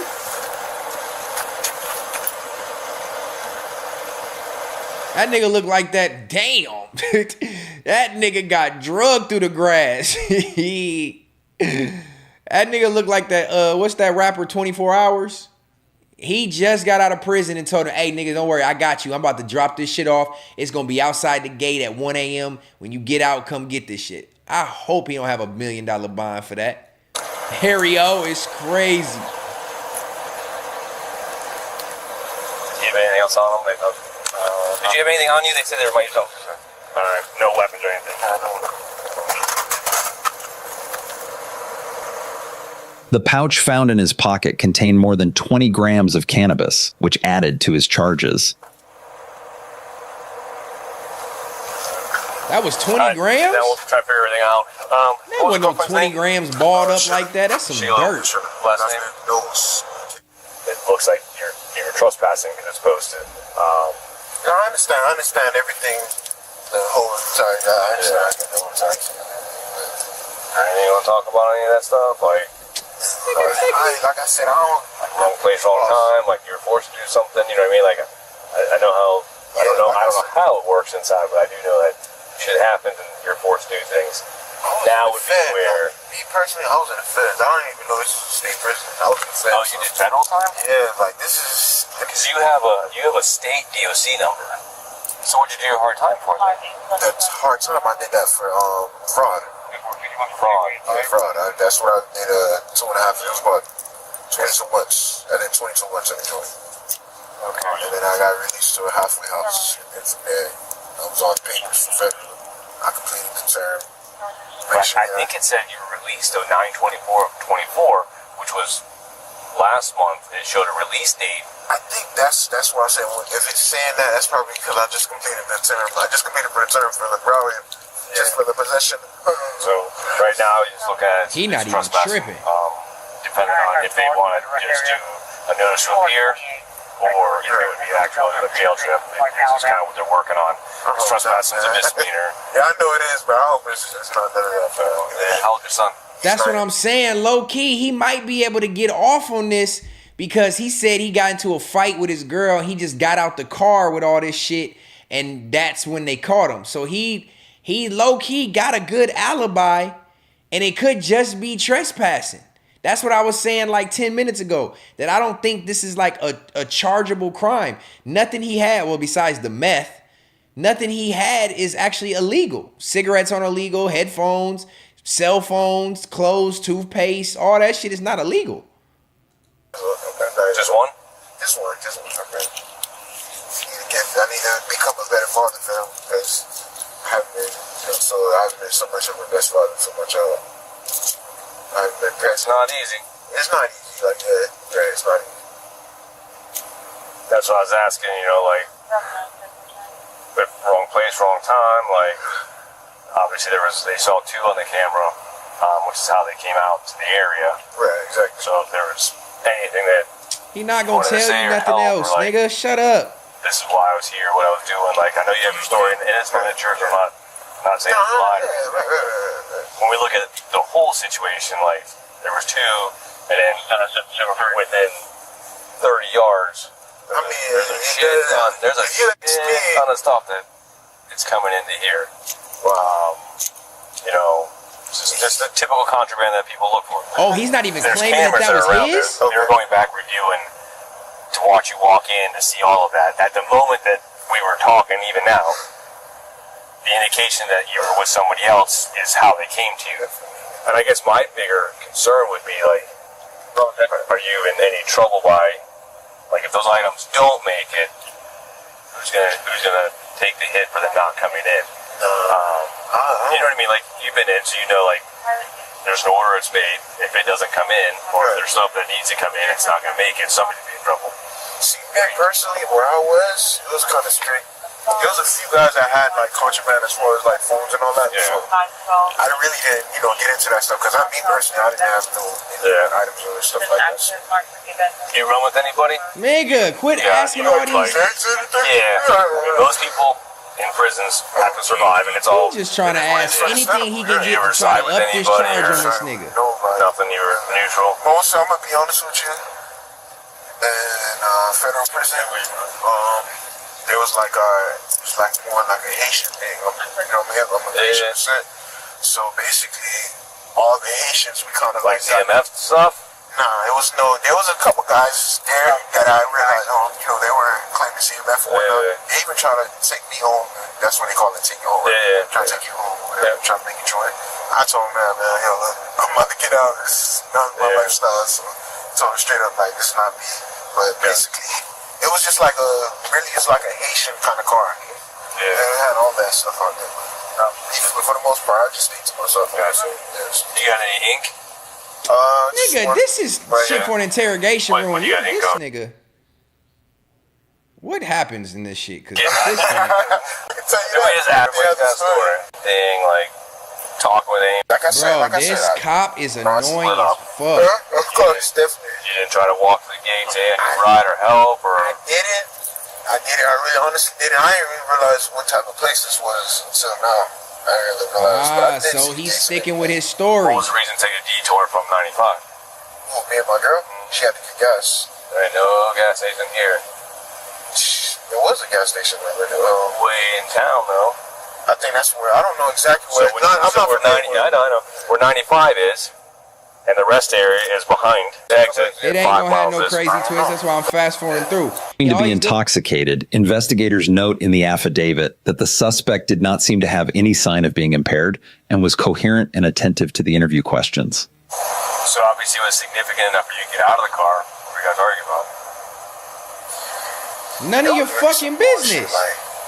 She was telling me how her ex, something about an ex-boyfriend or whatever, like he texted her.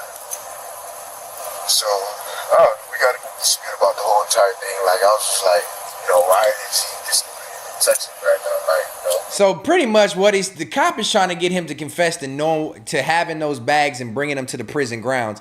And my man is standing on it saying that I got into a fight with my girl. I got out the car. I don't even know if he's claiming the bags is even his when he got out the car. But he's not saying that this was my shit and this was my intent to do this. So he playing it cool. Low key, this might be the smoothest way to get out of it.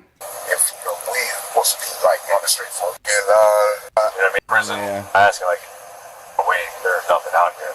Like, when you get off 95, there's one development, that's it. No gas station, no nothing. Right? So it's a unique place to be at. I didn't realize that, honestly. So you got out of the car, and I just kept walking. I didn't call her right He's talking a lot, but he ain't changing his story. Hey, I'm in the middle of nowhere. What am I going to do? Honestly, like I said, I'm in the middle of nowhere, so it's not nobody. Obviously, I can just call right then and there. Just, hey, can you come get me right then and there? What I did, I just let the situation de-escalate a bit. You know what I'm saying? Yes. Gonna see that second person again? So they're not going to see you and that second person talking to each other? And all the contraband that's over there, they're not going to see you carrying bags in or unloading a car or... No, they're not going to see none of that.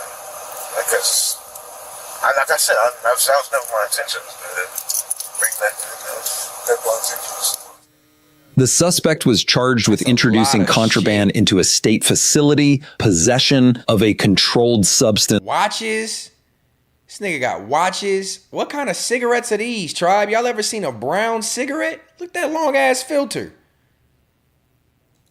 Loitering and prowling and trespassing.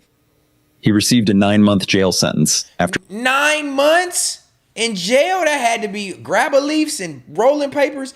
That had to be for the narcotics, because ain't no way you got 9 months in jail for this. Pleading guilty. The second person involved in the smuggling attempt escaped and remains unidentified. Man, hell no, man. What the fuck is the third law? All right, that video wasn't what I thought it was going to be. I just thought it was going to be some crazy shit. I thought he was trying to like smuggle it into jail. But nonetheless, it is what it is. We watched it. Shout out to the tribe. I appreciate y'all staying locked in for that one. But hopefully this next one is going to get a lot more interesting. And for the sake of time and for the sake of that one not being as engaging, which is possible, I don't watch these beforehand. I bring them to y'all live and direct, which brings me to my next point. If you are tuned in right now, make sure you go join the Third Law Discord. I need to post that link in the chat for y'all. Make sure y'all go join the Third Law Discord so that I can keep y'all up to date with what we're doing on Third Law. And if you have any videos yourself that you want me to react to, please feel free to send them to the Discord. Let me get that up real quick, man. Let me put that link together real quick, man. I need everybody to go join this Third Law Discord ASAP. If you have Discord, if you're familiar with Discord, I need you to go join this shit. Where's my share link? Third Law. Share. Copy. Oh, I forgot I'm not fucking signed in on here. I'll do it on my phone real quick. Let me just post this in the chat for the people. Just in case anybody in here wants to send any videos for me to react to so we can try to avoid these type of situations where we get a video like this that we wasn't prepared to have a good reaction for. Copy link. Come back to the YouTube. 32 people in here. Make sure y'all click the thumbs up. Reaction 3 is on the way. Join the Third Law Discord. I need to have this pinned every time. Bada bing, bada boom. Bada bing, bada boom. Go ahead and clear the room. Pin that pin. Like that like. Engage with that engage. Join that Discord real quick. Anybody who has Discord wants to send any videos through, y'all can do it right then and there. And send me some good, interesting shit, tribe. And also, send your narratives with a super chat. We've got 6. It says 2. We got 6 for the night. We need 4 more super chats. Make sure y'all send them through for your boy. And we'll address whatever you got to say. But without further ado, we're going to get right into the third reaction of the night. This is the Third Law, episode 11. Mom finds out her teen daughter is a psycho killer. This one's probably going to be good. So get your popcorn ready. Because I'm ready for some good reactions. And I'm hungry, so I might even eat on this stream tonight. I don't know. We're going to see. Like that like, tribe. Let's get it going. Miramar Police Department. Yeah. How you doing, ma'am? I'm waiting for my sister to go over there. What happened? What happened? I just need to speak to you over here for a second. Oh, Lord. Right now there's an investigation, and I guess it's your daughter? Yeah, that's my daughter. Your daughter, her name came up, so we had to keep everybody out of the apartment. Police arrived at the home of 17-year-old Christy Parisian, where her mother was informed that Christy had become involved in a strange and violent incident. About an hour earlier, officers had discovered the body of an 18-year-old boy named Dwight Grant near a nearby apartment complex, brutally stabbed to death. Oh my God. Can you guys go back inside for me? Can you go back inside, please? Don't. Just do as I ask, please. Officers have been taken into custody in the murder of 18-year-old Dwight DJ Grant. After a body was found there, Local 10's Andrew Perez is live for this 18-year-old from Miramar High School, and instead, officers found a body. As new clues surfaced and the investigation continued, police uncovered a hidden conflict between Dwight and 3 of his classmates from Miramar High School. Now officers needed to track all 3 of them down as quickly as possible to figure out what had really happened, what each of their roles was, and more importantly, why. But what detectives were about to learn about how this murder happened, why it happened, and just how complicated it truly was, turned out to be far more shocking than anyone expected. You can't get away with nothing! There's cameras everywhere. Oh, this one gonna be good, try. What the fuck is the third law? Everything started on a Sunday evening. On October 17th in Broward County, Florida, a nurse named Malene Emile noticed something was very wrong. Her 18-year-old son, Dwight Grant, who most of his friends called DJ, hadn't come home that day. Lock in with me. DJ wasn't the kind of kid who disappeared without saying anything. He was responsible, focused on school, and always kept his family informed. His sudden silence was completely out of character. This was the beginning of a terrifying mystery for his family. No matter how hard they tried, no one could get in touch with DJ. He wasn't answering calls, he wasn't with any of his friends, and no one had seen him. By Monday morning, the worry exploded. My boy DJ Rocky didn't show up to any... My boy Rocky with the 7th super chat of the night. I believe this is the 7th one because we had the first 4 or first 3 come in before I set the goal. Super chat for my boy Rocky. He didn't put no comment with it. I don't know if he meant to do that or not. But send your comment after and I'll read it just to make sure I don't miss out on what you had to say. But appreciate the $2, my boy. Let's hit that super chat goal tonight, tribe. I appreciate you, Rocket. I got on you last week about being a troll, you know what I mean, and not really rocking with me and then coming over here with these narratives. But I ain't gonna lie. Ever since then, you've been showing up and showing out. So thank you for the super chat, my boy. Good looking. Third Law, episode 11. You tapped in. Thank you. of his classes, something that never happened. His teachers noticed immediately, his friends noticed, and his family knew something was seriously wrong. His family and friends checked every place he might have gone, called every person he might have been with, drove through neighborhoods, handed out flyers. Nothing. Police even went to the high school, hoping someone there might know where he'd gone. Officers spoke to students one by one. At this point, even the... I gotta pause it again. I'm sorry, Tribe. I'm gonna play it in 1 second, but he said, never question me again. That's my first super chat I ever sent. Yes, right, Rocket. Yeah, that's right, Rocket. My boy, out of all the chats you be in, I got your first super chat. Salute, bro. Thank you, man. I ain't gonna question you no more, man. If you went out your way to send me a super chat, you a real one, bro. It's your first time sending it. I know how it is when you send a super chat for the first time. Thank you, man. For real, for real. I ain't gonna question you no more. You loyal Tribe now. It was only $2. You didn't buy your way into the Tribe, but you let me know that you rock with me because I was the first one you ever sent a super chat to. Good looking, my boy. Smallest detail could be the clue they needed. Anxiety and depression, so like he would. He has anxiety? No, I have Okay, so he will check on you. Yeah. Do you know the girl that he's talking to or trying to talk to? No. No, does he have a girlfriend? Not to my knowledge, no. No? Okay. Right. All right. So you haven't seen him? What's up, man? No, everything good? Okay. Okay, so you haven't spoken to him since, is this his behavior? Like, does he do it? He's a good kid? He's a good kid. He doesn't drink, he doesn't smoke. He goes out, he has a plan, he goes out with his friends. He calls literally all of us all the time to let us know, like, what's up, how you are. Okay, all right. To everyone who knew him, DJ was quiet, calm, and spent most of his free time gaming. He wasn't the type to get into fights, he didn't cause trouble, and he had zero history of reckless behavior. Nothing in his past suggested he'd ever disappear or end up involved in something dangerous. This about to be sad. The search for DJ continued through Tuesday of that same week. Then, around 2 p.m., while officers were canvassing the area near Sherman Circle North, a quiet neighborhood in Miramar before all this, they made the worst discovery imaginable. Hidden in the bushes beside an apartment building, police found the body of a young man. Oh my God.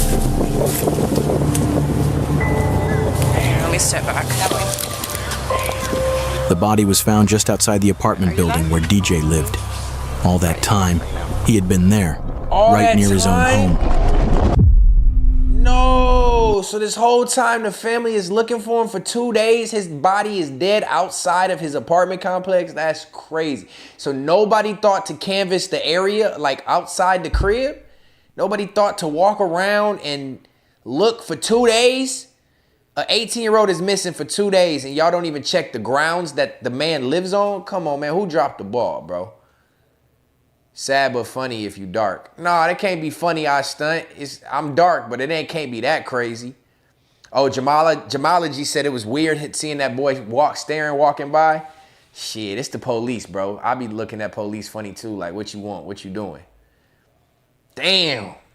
Officers were led to the body by scattered bloodstains on the sidewalk.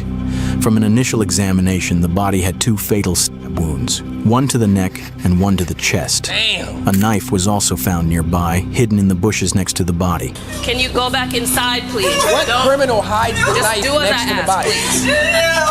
In a few minutes, an officer will come talk to you. Go back inside.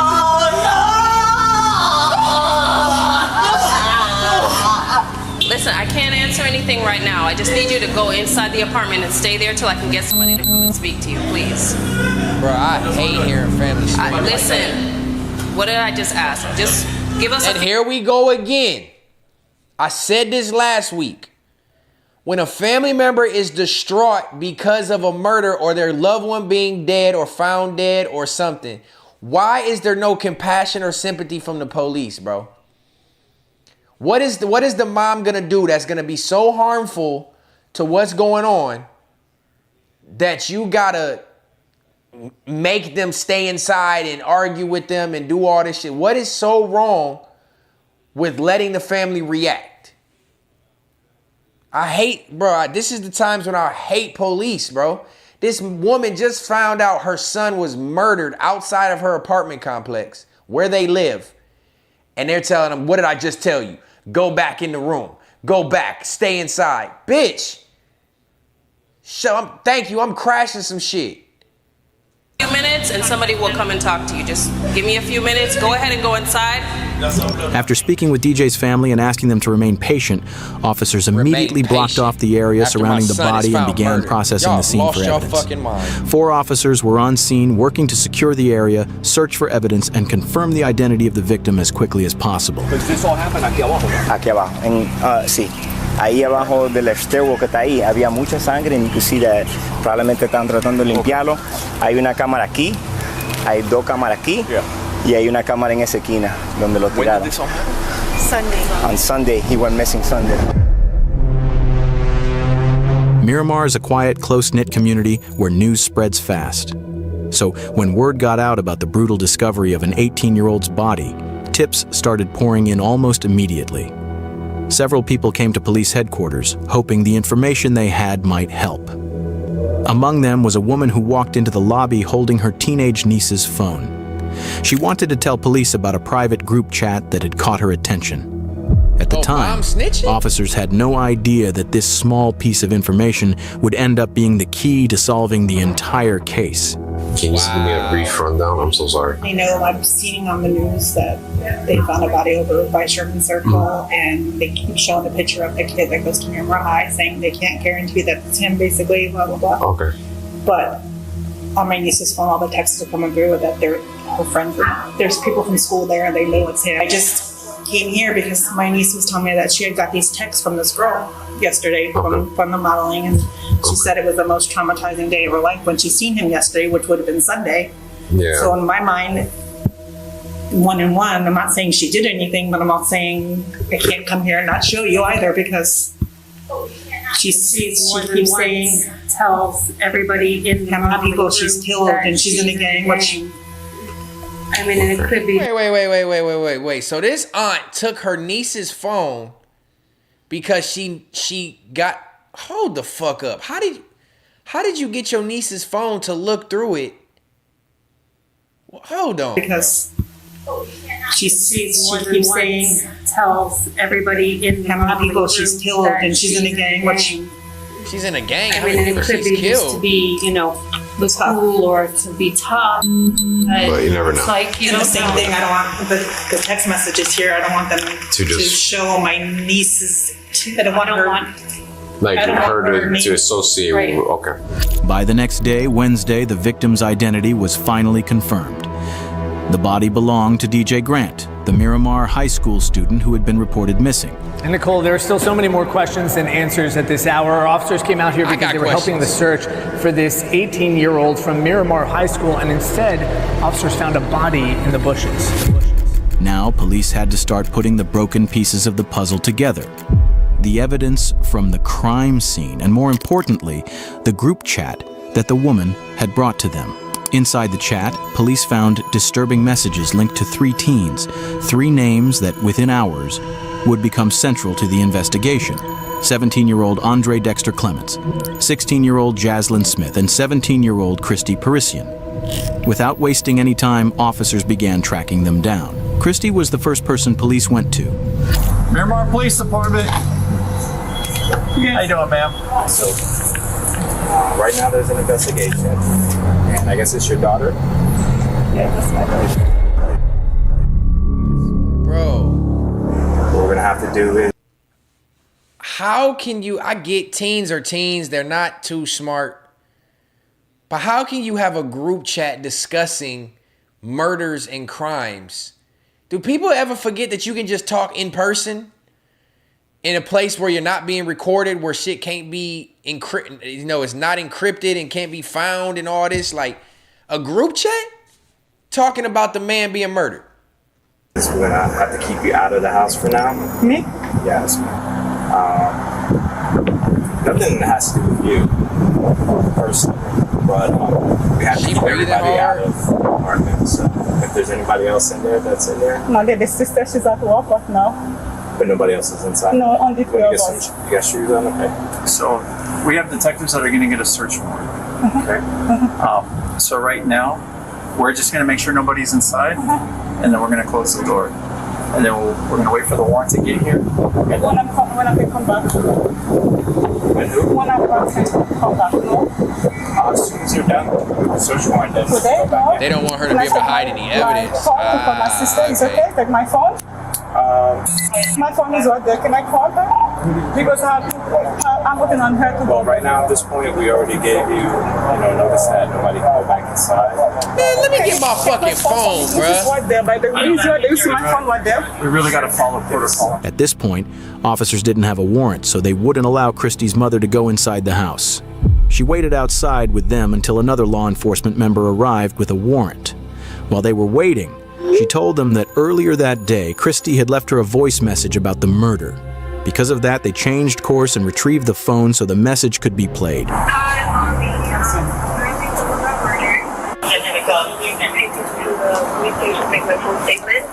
be back home, and I will have my phone, so they took my phone. So, okay. By now, the police had already spoken with Christy at the station. Her mother wasn't able to provide any additional information. The officers informed her that no one from the family was allowed to leave. So are you going to be around here? Are you sticking around here? Or are you leaving? Leaving where? You're not going anywhere, right? No, I was going to the police station. No, I mean right now. I'm waiting for my sister to go to the police station because my sister drives. The next person on the list was Jaslyn Smith. The officers tracked her down and managed to find her around 11 p.m. that same night.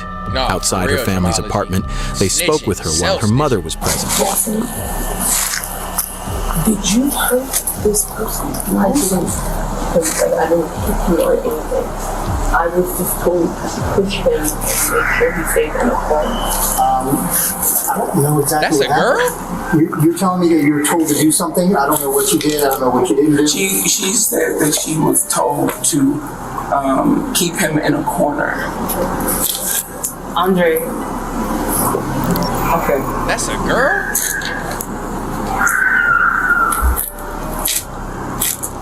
Andre told me that somebody had pissed him off, or somebody that was messing with somebody else's girl or something.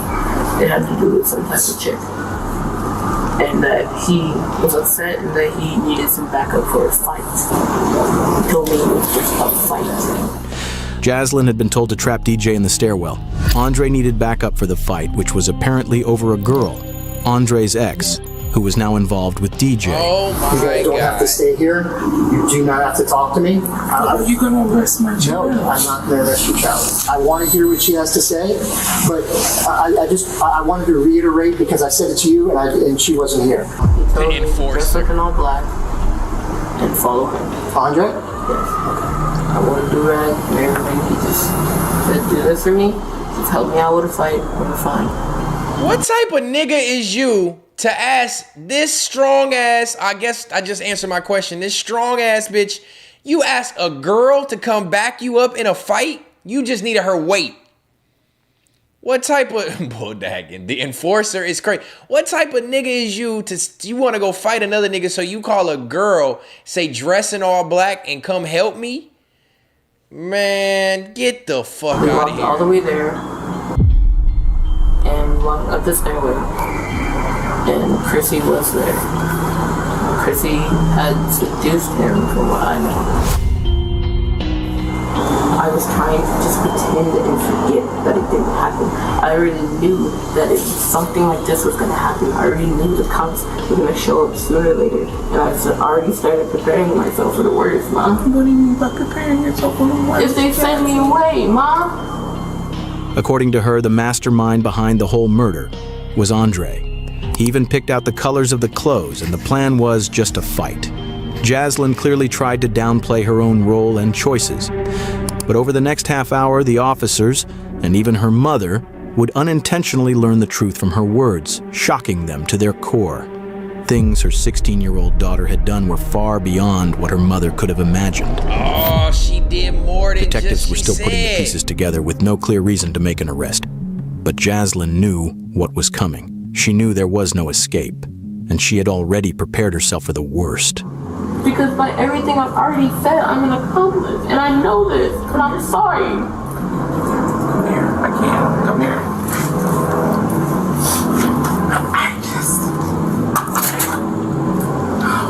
The female officer at the scene can be seen briefly laughing when Smith lets out a sigh. But there's nothing funny about what's happening. These cops, bruh. A teenager has been killed, Always and the female Jaslyn has cops. just admitted her role in what happened. She's now given police a motive. Andre had found himself in the middle of a high school love triangle between DJ and his ex-girlfriend. That's when the dark thoughts started, and the plan began to take shape. A plan that would need help. Before Sunday, before any of this began, Andre had reached out to her. He told her about the planned fight and the help he needed. Now sitting in a police car beside her mother, the officer asks Jaslyn to walk them through everything, step by step, starting from that moment. So I'd like for you to kind of tell me, step by step, on how everything occurred, you know? Before Sunday, before he came over. Who's he? Andre. Andre's from school also? Yes. Before he ever came over, he told me on Friday, I believe it was Friday, that he had a situation that he needed to deal with, and he was wondering if I could help him out with a fight. You got a girl helping you out with a fight. That I used to fight in elementary and used to be a bad kid-ish outside of school. I'd agreed because he was a good friend of mine, and like, it's just a fight. He had said he was going to be coming over around 6. He came over at least 6:45, close to 7 o'clock. Okay. And he had proceeded to tell me the whole scenario of, we're gonna get dressed in all black. You're gonna wear clothes that you don't care about. You're gonna wear gloves, you're gonna wear do-rag. I know the whole layout of the building. Andre already knew that Jaslyn had a reputation for fighting when she was younger. That was exactly why he chose her. He even picked out what Jaslyn should wear, telling her to wear gloves and protect her hair. Jaslyn's account helps clarify the days leading up to the murder, but one thing stands out. She repeatedly tries to downplay her role, presenting herself as someone who was merely influenced rather than involved. She did more than a claim just... that within minutes would be completely undermined by a small slip she made. We had gotten dressed, we had prepared. My mom had gotten home. We had told her that we were going to go on a walk. He was explaining to me that the person that me and him were going to fight with, that person we were going to seduce, had messed with a girl that he knew and had, essentially from what I know. And on the way there, he's telling me exactly where we're going to walk, exactly how we're going to walk, exactly what we're going to do, and we're going to wait for a signal. And I was like, okay, it's just a fight. But immediately when we got in there, we had walked over to where the staircase was, the stairwell was, while even telling me to move this way to avoid a camera and to avoid things. So I mean, I get it, she's a kid and now she's in super trouble. But bro, this is why you don't commit crimes with people. Kid, teen, adult, whoever you are, you don't commit crimes with people because when they get put in the hot seat, she's squealing. She telling the whole scenario, how it panned out, what it was supposed to be, who was involved, where they walked, what they had on. That shit is crazy. And she not even at the police station yet. She in the back of the cruiser talking like this. She's singing like a canary in the back of the police cruiser. Crazy. Crazy. Walked up the stairs while Chrissy stayed downstairs. PPP, what's happening? Me and him were upstairs. He's just talking to me, we're relaxed, we're chill. And then he got a signal from Chrissy to walk downstairs. And he had a weapon with him. He told me to hold the weapon. We had gloves on at this time still. We had walked down the stairs. He had approached the boy, and Chrissy had moved back and walked down the stairs for him. Did you know this boy or no? Okay. When boy tried to make a run with it, run for it, after Andre approached him and was like, yeah, we have a problem. He has me standing behind. Chrissy looked at me and he made a run for it, and I'm like, okay, weapons just for intimidation, I'll put this down. I ran and I helped Andre to tackle him and put him onto the ground. Jaslyn uses the word weapon. Even though she's detailed and specific in almost every other part of her story, she keeps this part vague. We already know DJ was found with 2 stab wounds, so whatever the weapon was, it clearly wasn't a gun. What that weapon actually was, and why Jaslyn avoided naming it, becomes clear later in the interview. And it's something that will shock you. Man, this motherfucker got me on edge. I ain't even gonna lie. Asked for the weapon after explaining to him that he was going to kill the other boy. He had asked for the weapon, and I just handed it to him because I'm like, I don't know about this, but I'm like, okay, maybe you're joking, because me and Andre are playful. We like to mess around and we do like play fighting. Nah, you done fucked up. We like play fighting. Maybe he was playful. He asked me to hand him the weapon. Bitch, you gotta leave out certain details. You are implicating yourself now. You gave him the weapon in the midst of a fight to use and the boy ends up murdered. You're an accomplice. Why didn't you just say he picked it up? Or if you're not on camera and you know y'all stepped out of the view of the camera, why didn't you just say when I put the knife down to go help him tackle the boy, he went and picked up the knife and just started stabbing him? There's your story. Why did you have to say he asked me for the weapon, I gave it to him, but I just thought he was just playing, it was just playful? No, you damn gross sister. You literally implicated yourself right then and there. Very like that's a detail you could have left out. But this time, nothing felt like a joke. The weapon he used, the level of planning involved, his behavior, and the sheer intensity of the violence he unleashed all point to the same conclusion. This was a planned killing, not a spontaneous act. He proceeded to take out his small weapon and attempt to stab. And he was failing, and I was just like, okay, I can see it because I'm holding his legs. So I'm in a position where I'm holding both of his legs and I'm wrapped. She holding his legs? And I'm wrapped around his under torso and I just feel poking? Wait, what? So she's holding the DJ's legs while the other dude, Andre, is trying to stab him? And she said he's failing at it? Oh my God. You literally just told them you held the man down so Andre could stab him. You're not getting out of this. So I'm in a position where I'm holding both of his legs and I'm wrapped around his under torso and I just feel poking right here. Jaslyn claims she didn't know Andre's full plan, but she did admit that she helped, holding DJ down even after the stabbing began. As disturbing as that is, Jaslyn never stopped or showed regret during the attack, not when DJ was begging for help. Not even as he was slipping in and out of consciousness after being stabbed. And then he had another smaller weapon, and he took that out, and he stabbed him right here. Also, the boy was just like, you're gonna kill me. Just choke me out or like end it because he kept going in and out. DJ knew he was dying. Under the pressure and pain he was in, he begged Andre to choke him and end it quickly. God, there is no fucking way. That shit is so sad. Do y'all hear what was just said, or was I the only one that caught that? The boy DJ was stabbed in the neck. He knew he was gonna die, so he asked them to end it. Oh my God.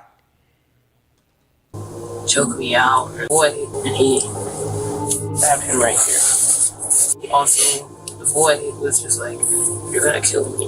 Just choke me out. He was saying this as he was dying? DJ knew he was dying. Under the pressure and pain he was in, he begged Andre to choke him and end it quickly. Andre ignored him and stabbed him again. Oh my! After that, DJ went unresponsive. He stopped struggling and tragically died at the scene. In Jaslyn's version of events, she says she was told to do what she was assigned without asking questions. As the confrontation escalated, she says she didn't fight back because she was terrified of what might happen. Throughout her account, she places nearly all the blame on Andre. That explanation mostly holds up until Jaslyn slips up. In the middle of her story, she mentions a detail that seriously undermines her claim that she didn't know this was a murder plan and instead places her right at the center of it. Because prior to this, he had told me that this was the first person he had ever killed. Prior to this, he had told you that? When we were at the house, we were just talking about the whole plan of what to do. Oh, bitch, you said one thing wrong, and now you are just as guilty as Andre. You said one thing wrong, and you just as guilty. So when y'all was planning out this attack, supposedly it was supposed to be just an attack or a fight, he told you that this is going to be the first person he ever killed, so you knew he was about to try to kill this man, and you still went over there to help him? You are 16 years old, female. So you went with him because you... Oh, my God. This is crazy. When we were at Look, the cop was like, wait, prior? Wait, so you... Oh, prior, huh? Plan, and instead places her right at the center of it. Because prior to this, he had told me that this was the first person he had ever killed. Prior to this, he had told you that? When we were at the house, we were just talking about the whole plan of what to do. What was going to happen, but he never told me that he was going to kill somebody until at this time. You know, like, this is the first person. I leave it here. I'll ask Chrissy. That single detail changes everything. Everything. It shows that Jaslyn knew about the murder plan long before it happened. Now her story starts to crack. It directly contradicts her earlier claim that she had no idea this was meant to be a killing. At this point, it's clear she was far more involved in both the planning and the decision than she had admitted. That's when the officer shifts the focus and asks about the weapon used in the attack. I'm assuming it's a knife then that he had? There is a knife and there is a longer what? Sword. A sword. Okay. A knife is something that can be easily concealed, but a sword isn't. Hiding something like that would be almost impossible. It's hard to believe that Jaslyn and Christy could have been around Andre all that time without noticing the sword. Now detectives finally have enough pieces to start shaping a version of events that's much closer to the truth. But before moving forward, they still needed to make sure the physical evidence matched the story. So you saw the big sword when he first showed up here in the first place? I didn't see it exactly. I saw that there was a bag with it, and I was like, okay. Because somebody else had taken everything out of the house behind us, and I didn't know where that was. And I believe it was either in like a jacket with him, or with Chrissy in an extra jacket, or in a bag with them. Jaslyn could tell detectives were zeroing in on one key detail. Oh my She knew God. about the sword before they ever left the house, and that meant she knew the plan from the start. She tried to distance herself from it, saying that when they left, Andre grabbed a small knife and a larger sword, but she claimed she didn't actually see the sword at first and assumed it was already in the bag. Detectives weren't convinced. By now, there were too many gaps in her story. The teens believed they had pulled off the perfect crime. They killed someone in broad daylight in a tucked-away stairwell inside a busy apartment complex, avoided security cameras, and left no direct eyewitnesses. If the group chat messages hadn't surfaced later, they might have gotten away with it. But everything started to fall apart after the attack. They dragged DJ's body into the bushes, packed the weapons, and... Whoa, this shit just took a crazy turn. So after they murdered him in the stairwell, they drug his body down the stairs and threw him in the bushes in supposed broad daylight? Oh my God. She tried to say she had no idea there was supposed to be just a fight, but this nigga has knives. Bitch, you are a dummy. Plies into a bag and returned to Jaslyn's complex. There, they made a serious mistake. In an open, grassy area, clearly visible from nearby apartments, they started a fire and burned the bloody clothes using gasoline. As they sat there, shaken, but still hoping they were in the clear, a security guard spotted them. Movie they would think they was in. In that moment, the cover-up ended, and he wasn't the only one watching. Another resident had seen them too and later told police exactly what she saw. The two girls, they were just standing there, but they weren't moving much. The chubby girl, she was just like moving back and forth, but like standing in the same spot but moving a little bit. And then the guy was moving around the fire, just throwing more gasoline. I didn't see their face, but I saw their body shape, and seeing them on the photos, you could picture them, especially the chubby girl. You could feel the traumatization from them, and you could feel like they were scared, but you could also feel like they had that energy of the way of thinking like he deserved it. Like you could notice that. Security camera footage from the apartment complex backed up much of Jaslyn's story. The cameras showed the three teens dressed entirely in black as they approached the stairwell where DJ was attacked. One camera even captured DJ Grant's final moments. Another showed the teens dragging his body toward the bushes exactly as described. But as detectives reviewed everything more closely, cracks began to appear. Parts of Jaslyn's version didn't fully line up. Police seized the teens' phones and went through their messages. It didn't take long to find something that directly contradicted Jaslyn's claim that this was only meant to be a fight. One message revealed the true mindset behind the plan. A message said murder will definitely happen soon. DJ Grant was killed back in October, and for months now, the three teens that are accused in his case have been kept in jail. All the evidence was clear. Within days, police moved in on all three suspects. Jaslyn Smith, Christy Parisian, and Andre Clements were all arrested. Each of them was charged as an adult. All three were charged with tampering with evidence and conspiracy to commit murder. Christy and Jaslyn were each charged with second-degree murder. Both eventually pleaded guilty and were sentenced to 25 years in... Shit! Oh, shit!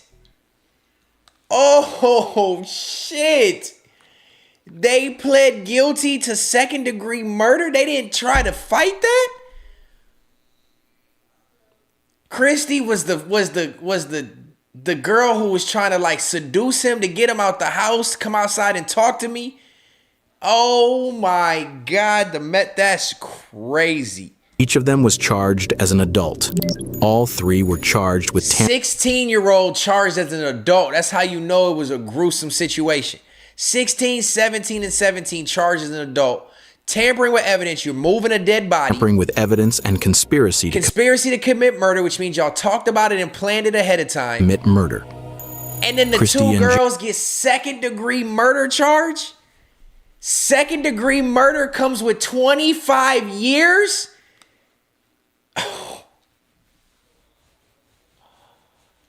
You not getting out till you 41 and 42 years old, bro. Granted, you get out as an adult, you got your whole second half of your life to live. So if you go commit the murder, you commit it when you're young. But 16 and 17, you lose your whole childhood for this? Jaslyn were each charged with second-degree murder. Both eventually pleaded guilty and were sentenced to 25 years in prison, followed by an additional 10 years of probation. Andre Clements, who was 17 at the time, was considered the mastermind behind the crime and the one who delivered the fatal sword strike that killed DJ. He faced the most serious charge, first-degree premeditated murder. Oh, you gone. On February 18th, 2025, Andre Clements, now 20 years old, also pleaded guilty. He was sentenced to 40 years in prison, followed by lifetime probation. That nigga getting out at 60. Honest person would be there for you in a second, in a heartbeat.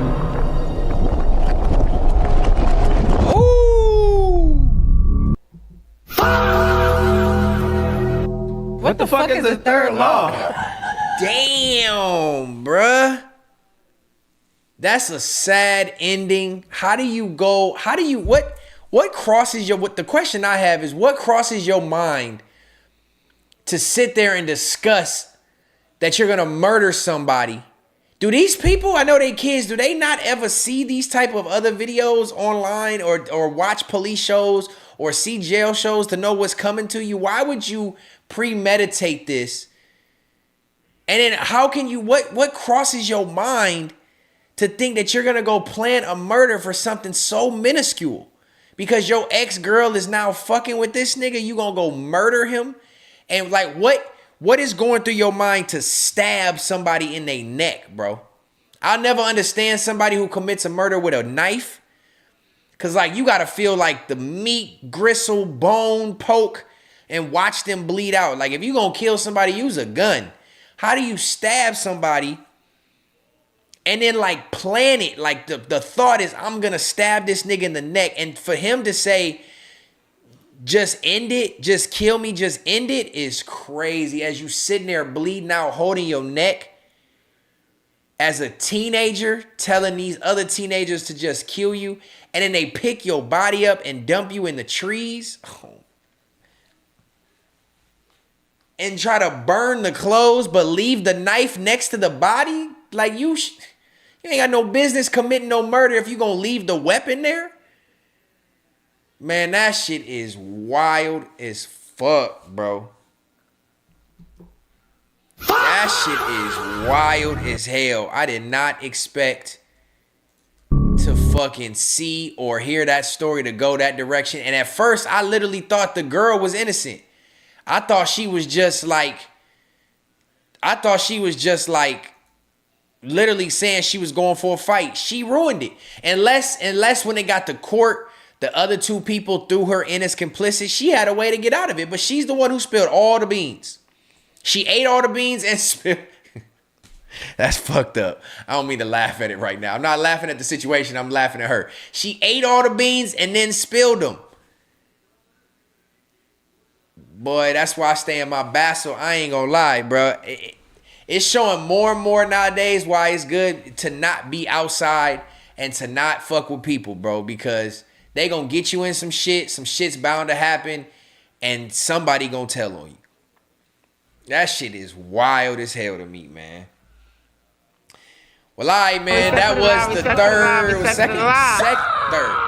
third reaction tonight. First one was the airport. Second was that bullshit ass contraband. And that one was a gruesome murder of an 18-year-old. We are touching all bases tonight of Third Law episode 11 this Wednesday. I appreciate y'all tuning in. Make sure you tell a friend to tell a friend. Let's get this algorithm going. Let's get me in this algorithm. Let's get more viewership and more tribe members to add into the gang. I appreciate y'all. We are still 3 super chats away from our goal. We have 7 right now, 3 showing. We need 3 more super chats. If you down to send a super chat to the boy, please send it through with your narrative, with your questions, and it will get answered, man. I appreciate y'all again and again and again for staying locked in with me. Now, this is now 11 weeks straight of the Third Law, and this is going crazy. I'm enjoying every bit of it. So let's get into the third reaction of the night. I keep going to this screen, but we got the new screen. I forget. I love this screen. I ain't gonna lie, this screen look good as hell. All right, man, we get into the third reaction of the night. This one is a Karen returns to the gas station for revenge. Now, I don't know how dark this one gonna get. She's able to get her revenge. But this reaction, the third reaction of the night, is Karen returns to the gas station for revenge. We're going to get right into it so that we get through these tonight. Maybe get an extra one in there. Like the stream, please. Let's get these likes up. Let's stay engaged. And send a super chat if you're feeling like it. Much love. Let's go. I'm a federal agent with HSI. Or your credentials. Here's what I saw. I walked up here to get a drink. This woman had this weapon. This guy's yelling at people. But I didn't even fucking touch it because they're ass motherfuckers. Oh, she's on that dope. That's what I saw. Okay, there you go. Okay, gotcha. All right, man. What's going on, guys? Let me talk. I came back in here to get my lighters and my gas. She tried me over. And we came back to see if we could get the money back. You guys were here earlier, right? Yes. We were here earlier to come to get our money back. My boy Rocket. Yeah, my boy Rocket showing out tonight. He just sent the second booper bat through, as y'all call them, booper bats. Since we on my stream, it's a super chat, but I know you big Apollo, so I know where you get it from. Shout out to my boy Rocket, man. He sent his first 2 super chats ever to me on the Third Law, and I'm appreciative, gang. He said he's trying to figure it out. It looked like you got it to me. First one came through with no message. This one came through with a message. It looked like you got it locked in, so now you know what to do. And I appreciate you, my boy. Thank you. The reason I come off like this is because when they're gonna come at me rude, then you're gonna get the other hand. We came in here earlier. He had money in his car. Let's come out here, okay? We came over here earlier. He had money in his car, and they tried to say that they didn't. Right. He didn't. We know. We have his bank. He came in here and he told the lady in the front, I would like to get a lighter and put the rest on gas. She overcharged him $6 for the lighter. The lighters are only $1.70. And I came in here and I started being real nice to him. I said, okay, you guys charge him for a lighter and then you wanted the rest in gas. She says there was no transactions or funds on his card. I'm like, okay, well then how did he get the lighter? If there was no funds on his card, how did he get the lighter? She came off disrespectful, so I'm gonna be honest, I went ballistic up in here. I went ballistic. I checked his card to see if they even took his money. They took his money. They overcharged him $6. And on his bank statement, it shows that they never did the transaction the right way. What were you gonna do with that? So he came over here, and I was gonna open the door just to come in here and say, you know what, we would like the money back. What's going on, man? I'll tell you what I saw. All right. I go in here to buy a drink for a meeting with the U.S. Attorney's Office. And I come out and I see this man and this woman, and she's got some black weapon in her hand, look like a stick or baton or something. And they walk in there and they start screaming, and these people are on the phone asking for police. So I grab my cuffs, open the door. She's got like a stick up, like she's gonna hit somebody. He's there yelling at him. I just draw down, say, hey, police, drop the weapon, sort this out. But I can't do anything with everybody yelling at everybody. Drop the stick. She got down. He was being very combative, wouldn't comply. Listen, I don't know what's going on. You can't have weapons in threatening posture of people that are just trying to shop. It's no go. So were they threatening the clerk or were they threatening? Like I said, man, it was real weird. When I got in there to buy the drink, they were watching him out the window and they were like, hey, they just came in here and created a ruckus. Then as I'm leaving, I see him and her leave that vehicle, walk all the way here, and she's like got some, just typical blunt force object in her hand. He didn't do nothing. I'm the one that did it. What did you do? And then I came in here, like I said, I was gonna open the door to talk to him very nicely and tell him if we could get the money back that they overcharged him for and leave, but they wanted to start their little shit. And then his little rude ass over there opens the door and puts a gun at me. Yeah, you have, hold on. You have every right to put your gun out, but the only time you pull a gun out is if that person's really charging at you with a weapon. Until a person comes at you with a weapon and goes after you with a knife, a stick, or any kind of weapon you have every right to shoot. What were you going to do with that stick? I didn't do anything. I didn't even hurt nobody. What were you going to do with the stick? I wasn't going to do anything. I was going to scare him, to be honest. That's what I was going to do, but I wasn't going to hit nobody. Where'd you get that from? Huh? What did you... Don't worry about it. Worry about it? No. That's my stick. That's where it is. It's in my trunk. That's your stick? I came off of a little kennel that I was trying to build. But at the end of the day, when you're going to come at me and put your gun at me, you don't do that. Until I actually charge with my weapon, then you come with your gun. And I'm going to be honest, I've been in and out of the system all my life. We can tell. I just got out 2 years ago and I've been doing a hell of a lot good. But now it's to the point when people are going to come off disrespectful, you're going to get a whole nother hand. But he had no right to put his gun at me. Until I went after him with the weapon, then yeah, you have every right. The minute he put his gun, he asked me to put my weapon down and get down, and that's what I did. This guy's a federal agent, just so you know, okay? That is fed. Damn. So that was your stick right there? That was my stick, and he asked me to put it down, and I put it down. I had it. She had it. Okay.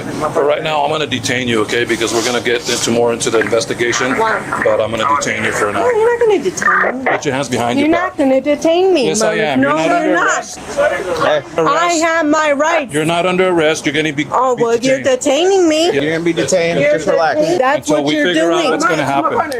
Okay? Just go and relax. You're detaining Relax. me is what you're doing. You have no You're not right. under arrest. Hey, relax. Senorita not going. Now you got scuffs on your knee. Oh, shit. Her knee hit the ground hard as fuck. Wow, what makes y'all think, look, what makes some of these criminals think that once the handcuffs come out and go on you, that fighting and pulling away is going to stop it from happening? It never turns out that way, ever, ever, ever in the history of police encounters. As soon as the cops pull out their handcuffs and you go to pull away and run and try to get away, it's going to get bad for you. Now she done fucked her whole knee up on the concrete. Look. You're detaining me is what you're doing. You have no You're not right. under arrest. Hey, relax. I don't need. Hold on.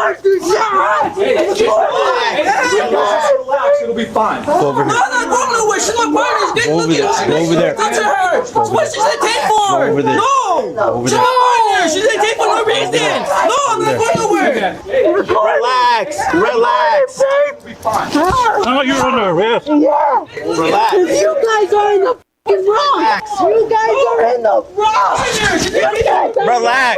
No, I'm gonna swing somebody. I'm gonna swing at somebody. Let me get No, I'm gonna swing at somebody. Look, his fist balled up. No, I'm gonna swing at somebody. I've never heard somebody say, tell the cops I'm gonna swing at somebody. Bruh, shut your ass up. Relax. No, I'm gonna swing somebody. I'm gonna swing at somebody. Let me get the rap. I'll swing at somebody.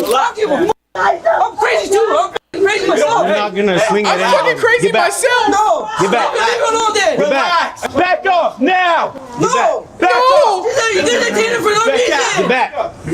Stand over here right now. My God, you Stand over here. Stay right there. Sit down. Sit down. I have my rights. I know my rights. Get up. Oh, look at her knee. I told y'all, I fucked her knee up. Look. I know my rights. Watch this knee. Get up. Oh, look at that knee. Fucked her shit up. That shit gonna be nasty in the morning. No.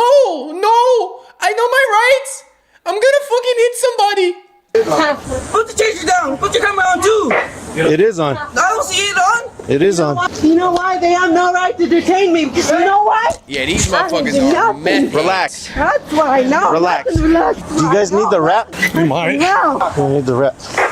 She has no rights to entertain her. Hey, tell that guy to take the camera off too. Put your camera on too. It is on. I don't see it on. The man. Just back up. No, get the camera. Tell Where do you live? Tell Where the do you guy live? to take the camera down. It's not his business. Tell the guy to take the camera before I punch him.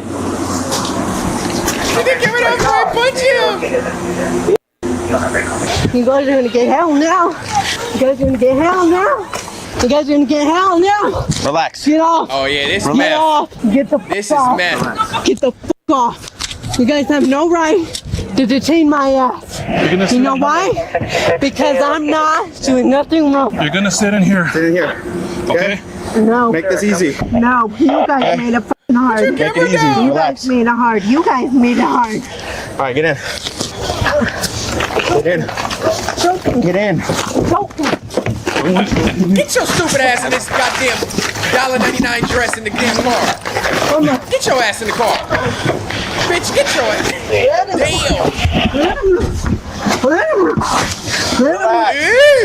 Relax. Sit up. Look at that knee. Where need the rap? I'll work with you guys. Where need the rap? It's a messed up detain him? situation. Huh? Want me to detain him? Let's see. If he leaves, let him leave. You guys have no right to detain me. That's why I go crazy. Until I go after somebody with a weapon, then you guys have every right to detain me. I know my rights. Okay. You officers are living f***ing hell. You officers are living f***ing hell. Back up. Back up. Leave already. No, she's going to jail. No, I'm not leaving. Back up. No. Okay, you need to back up, man. I'm back. I'm back. No more locked doors. Get out of here. Leave the property. Leave the property. Leave the property. I'm leaving the property. Leave the property. Can I talk to my No, you can't talk to her, man. Why not? Why not? Because we said, get the fuck out of here. Because like that. Get the fuck out of here. Who's the He's a sergeant. Get the fuck out of here. You see who's talking Go. to me? Go. You see you're Because talking- you're not listening. That's why. No, I'm talking about. Leave the property. Where are you going, hon? Where are they taking you? Leave the property. Go. I'm not leaving. Get out of here. Where are they taking? No more. Oh shit! Look at her mouth. God damn. She got 50-11 teeth at the top. I am leaving. Why his voice start sounding like that? That's why. No, I'm talking about. No more locked property. doors. Gracias. Where are you going, hon? Where are Look, they that's that taking meth you? war Leave the for property. sure. Go. Get out of here. I'm going. Bitch. Where are they taking you on? Don't leave. You guys have no right to do this shit. You guys have no right. You're not gonna cooperate. No, I'm not, That's because why you you're guys were in the fucking wrong. You guys are in the wrong is what it is. You're in the wrong for not letting us do our job. You guys are in the wrong. You guys want to know what's going on, right? We're letting you talk. That's We're baby gonna talk to the joking. clerks. Why? We're gonna talk to I this told guy. you everything I said Because was we're the trying to truth. do everybody. No, you guys aren't. We're not trying I to do told you guys everything that fucking went on, everything that happened. Okay. You guys are in the fucking wrong is what it is. Anything else from me? No, you're good, man. Thank you. Well, What the heck? are you guys wanting these people trespass from here? Trespass All right. after what? Yes, sir. Thank you. You want some help? I'll be right there. All right. Bro, I don't trust him. I don't trust him being in the car, bro. Leave already. No, he's not gonna leave. Can I just talk to him, please? Not yet. You need to calm down a lot. Please. We have this rap No, right here. I'll work with you guys if you guys let me talk to him. But you guys cannot do that. We have this rap. If you're not going to cooperate, you're going in that rap. I get it. I will You're going to wear a helmet. You're going to have the rap, and you're going to be in there. Okay, I'll cooperate, So, okay? then, just be quiet for now. Let us finish the investigation, and we'll go from there. I don't want to get arrested, please. I've been doing so good. Give us an opportunity to figure out this whole thing, okay? I didn't do anything wrong, I promise. Okay, I'm going to talk to them. We're gonna the Power Meth Ranger. Dr. Drew said cocaine avoid cops at all costs. Meth, they go to the cops like a magnetic pull. They do. They do. Meth heads always find their way to interact with the police, bruh. That is true. Figure it out. Earlier they came, I did a report for the larceny. They stole lighters. They came in, they tried to do some fights and stuff. They paid with a card. It was declined. When she told them it was declined, they got pissed off. They got a stack of lighters, took off with it, kicked everything else off the counter. Is it still all messed up in there? No, they fixed it up. Supposedly they came back, they parked right here, and when I pulled up, that agent had him at gunpoint. There's a stick right there, like a plastic pipe. He said, I guess the agent said that when he was inside the store, he saw him come in with that stick. I just need to talk to the clerks and see what happened this time around. What happened is the lady pulled up out there, the lady and the man pulled up out there. Courtney said, she's back. I said, back. I called 911. And then they walked over here and she had a stick. She comes in and tries to get in. So we had a customer here. He held this door and Courtney and Shanice held that door so she couldn't come in. Well, she's taking the stick and beating it on the window and trying to break the window to come in and saying that she was calling them names and, stuff like that and saying that they stole her money and everything else and she was going to get them. And then that gentleman got out of the truck with a gun and he said he was a police officer and get down on the ground. And I saw the gun when he walked up and I was like, there's a guy out there with a gun. She finally got down on the ground, then he got down on the ground and then you came. They never entered the store? We wouldn't let them enter because they were going to kill these two. They only got to the foyer there? Yeah, they got inside the foyer there and they were holding this door and that door. A customer was not letting them in the store because we knew exactly what was going to happen if they let them in the store. And that's when she was taking the stick, which was a plastic stick, but trying to break the window. She came in there with a plastic stick. Can I say bye to her or something? Okay, listen, here's what's gonna happen, okay? You've been trespassed from this property now. You have your ID with you? Yes, I do. Okay, here's what's gonna happen, man. We need your driver's license, okay? Where is it? It's in my, I think she has it. Where would she have it? She didn't have anything on her. I'm homeless right now. All right, well, what's your name, man? I thought. Whose vehicle is this? It's mine. Oh, This is mine. It's registered to you? I registered my name. I don't know why you guys are detaining her for it. What's the point to detain her for? What's the reason? That's what we were doing. That's what we were investigating. But that cop didn't know no reason. He put the gun out. You guys are officers. You guys know that by now. You guys know by the law. You guys be kind to us. You guys are not kind to us. You guys are not. You guys are like. You guys are.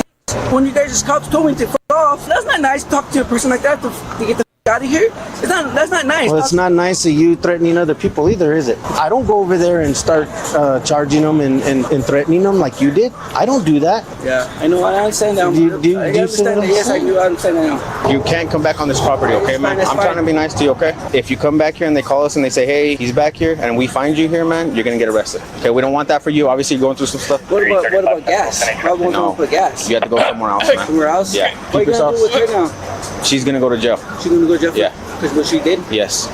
She kind of overreacted, right? You guys are dumb, man. You don't have the law. You just don't have to beat the people nothing.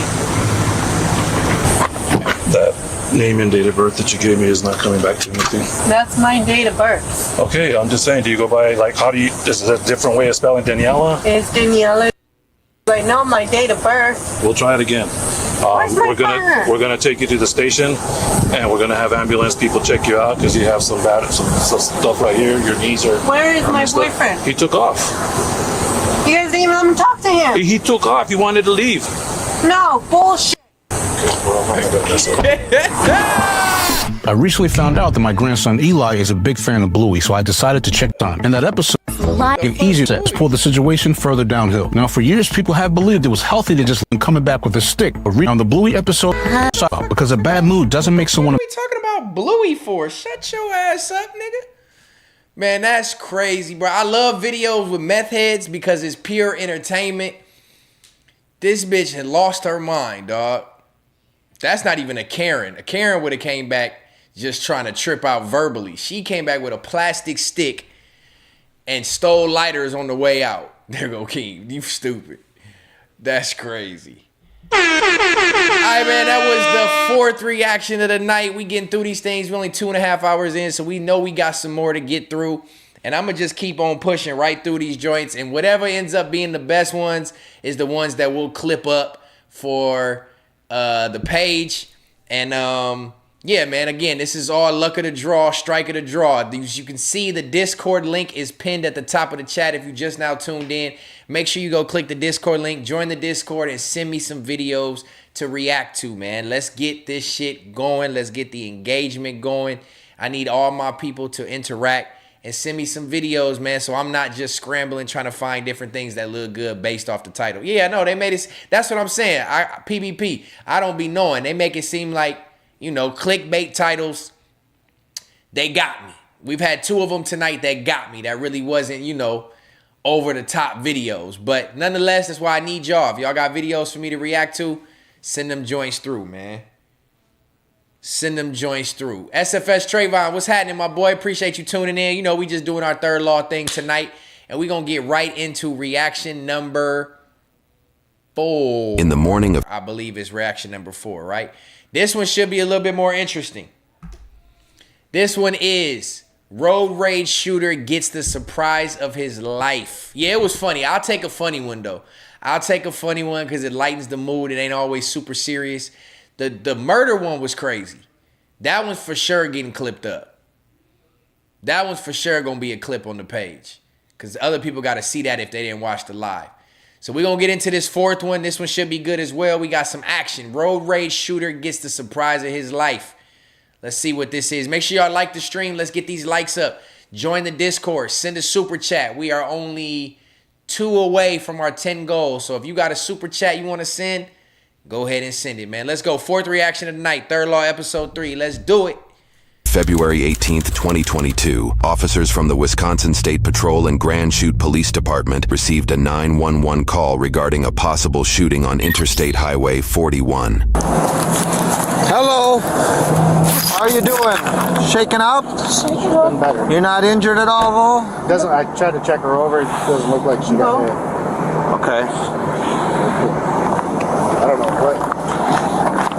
Here, you can see 9 visible areas where bullets supposedly struck the victim's vehicle. Ain't no bullets. Pretty This nigga small. shot BBs. Was it 22 or something? Or would a 22 go through? Looks more like a BB gun. Or a BB gun? Yeah, I'm gonna wear I'm not about to watch this shit. An automatic? Yeah, I don't know. I'm not watching this shit. Fuck no.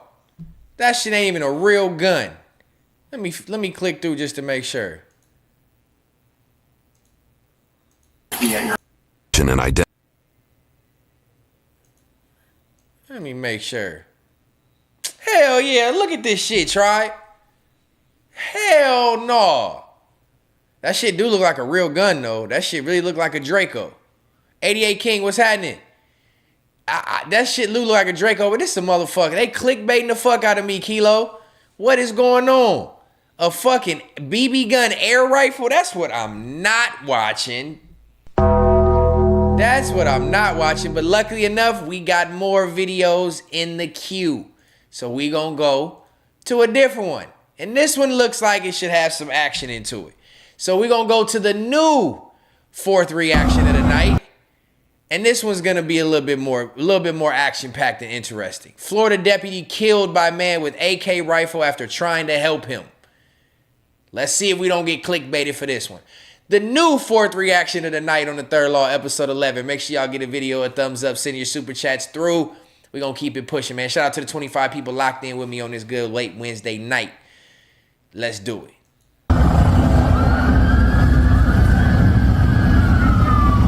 A funeral procession through a small Florida city for a beloved sheriff's deputy murdered by a homeless man he tried so hard to help. I have the heartbreaking case of the death of Sergeant Elio Diaz and how he's being remembered. Welcome to Crime Fix. I'm Anjanette Levy.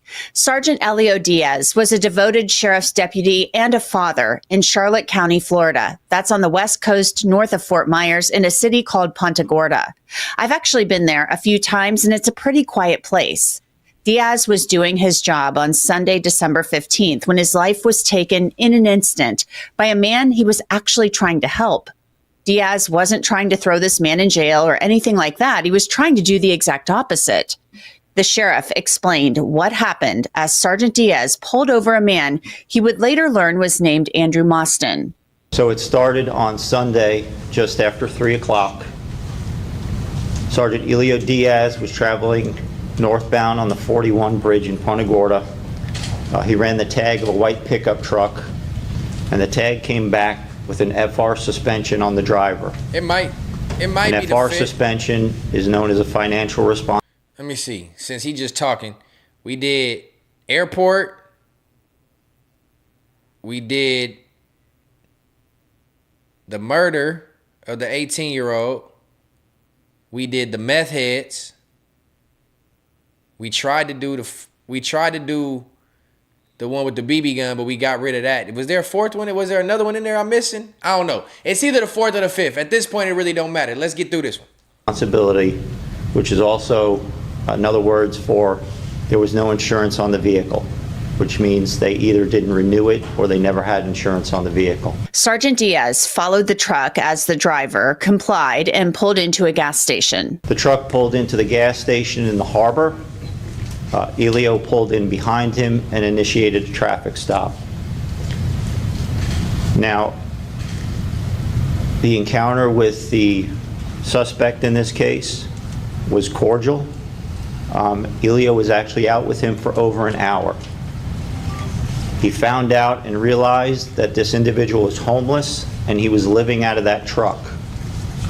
And Elio was working with him to try and contact the insurance company to try and get his insurance reinstated so we would not have to tow that truck and all the property that was in it because his entire life was in it. Damn.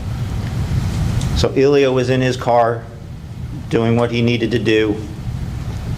And like I said, it was over an hour later. So Sergeant Diaz, for more than an hour, tried to help this man who was homeless, living out of his truck, so he wouldn't have to tow his vehicle. What happened next is so upsetting and absolutely shocking. At that point, he got up out of his car and approached the shooter.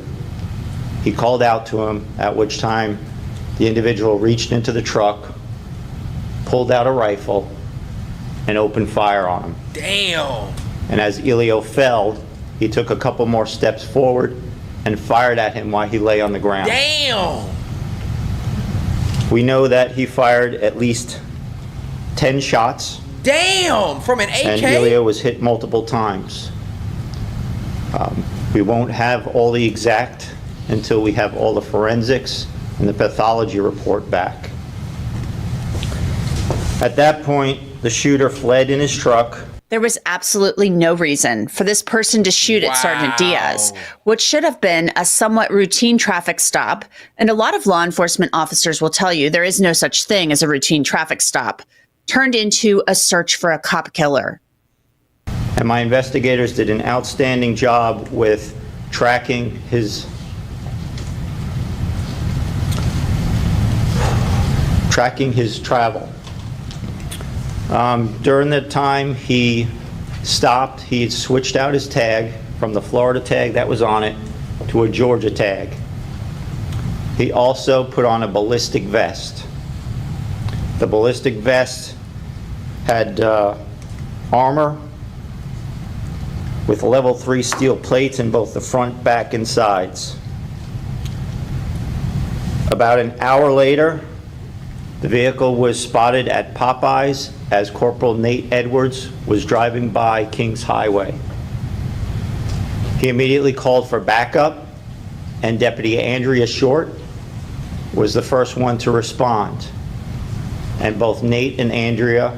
So I'm taking into account, I doubt this one is going to show, maybe this is it. I was wondering if they was going to actually show what happened, but since a cop was murdered, I doubt they're going to show it, but let's see what happens. What's that now?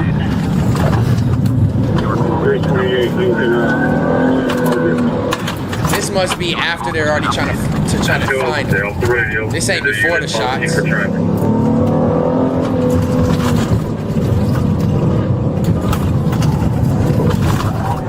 Oh, yeah, at the Popeyes.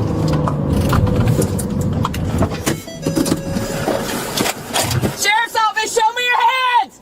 Step out of the car! Step out of the car and show me your hands! Step out of the car! Step out! Step out of the car! Man, show me your hands! You gotta be bold as fuck. He just shot another cop with an AK, and you just hiding behind a door? Show me your hands! Stop moving! Put your hands up! Show me your hands right now! She sound like she wanna I cry. can't see his hands! Put your hands up! Your call has been up. Man, you The better. cases I cover each day here on Crime Favor Get Heard. These could be of more few months. These And videos tonight really pissing me off. Bro, I can't see his fucking hands! Let me see your hands! Now!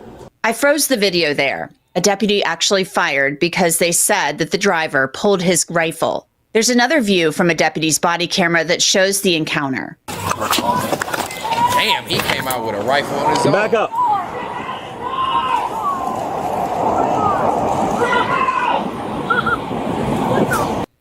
And you just out with no door protection? Nigga, open a door. Show us your hands! Now! Put your hands up! Now! He took that safety off. Open the stock. Neither can I. Put your hands up! I need a unit to come behind this subject and go through the drive-through side. We can't see his hands.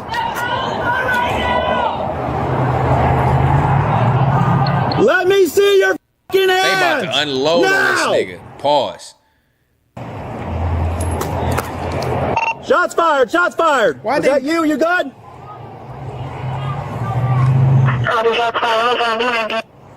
I need someone with a shield! It's a dog! I Yeah, think given it's the a dog. context, bro, you Deputies just, then went to the you deserve truck to where get a another shot. camera recorded the truck.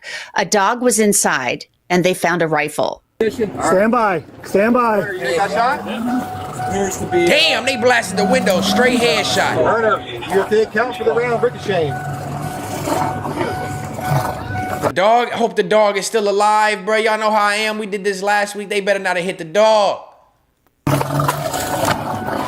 it? The sheriff broke down what you just watched. And at one point, he made an overt movement, and Deputy Andrea Short fired a single round into the Headshot. truck, Bah. striking the shooter. As other units arrived, they were able to safely approach the truck and enter it, and were able to remove him. When they opened up the truck, the rifle that was later determined to be used in the murder of Elio Diaz was lying in his lap within his hands. The actual overt movement that Andrea saw was him lifting the rifle up. Headshot. Andrea, who is also a registered nurse, immediately began life-saving efforts along with other deputies. He was airlifted to a nearby hospital where he later died. The sheriff said Andrew Mostyn's rifle had 18 rounds in the magazine and 1 round in the chamber. Inside the vehicle, the sheriff said they found hundreds of rounds of ammunition, 2 gas masks, loaded magazines, and 2 more rifles. It appeared as if Andrew Mostyn was ready for a firefight. The firearm that he used was a Romarm SAR-1, which was lying in his lap, and he used 7.62 rounds, which were full metal jacket. 7.62? He was also found, like I stated, he was wearing a ballistic armor vest. The vest also contained pouches with a loaded magazine, as well as a trauma kit and a med kit. We found additional magazines and ammunitions on his person and inside the vehicle. The one in the vest was fully loaded, and there was one on the dashboard that was partially loaded. In addition, we found other weapons to include a crossbow, a bolt-action rifle 22, a semi-automatic rifle with scope. So he had to have killed the first police officer because he must have thought that cop was going to arrest him or check his truck. Because if the cop was supposedly there to help him get insurance so that the truck wouldn't get towed, he had to have some inkling that the cop was going to tow the truck and they was going to find all these guns and arrest him. So he decided to just kill him. Nigga had on bandages and a shield recharger on guy. He was for sure Arc Raider. He was for sure raided. A 5.56, and of course the SAR-1. He also had 2 gas masks. He was finna fuck some shit up. The vehicle search also concluded well over 1,000 rounds of various caliber ammunition and 2 gas masks. Now, what we found out about the firearm is this firearm was initially purchased back in Pennsylvania back in 1999. From what we can tell is that firearm was later traded to a dealer out of Orlando, but we have not been able to confirm hold of the armored vest, ready to take on sheriff's deputies. And who is he? He was reported missing in March. Montgomery County Police in Maryland put out this missing poster asking for information about Mostyn, saying he was last seen on March 30th, driving a white 2000 Ford F-150 with Georgia registration. The license plate number was RYH 3051, and Mostyn was driving toward Washington, D.C. His criminal history is actually minimal. It's all out of Georgia and out of Pennsylvania.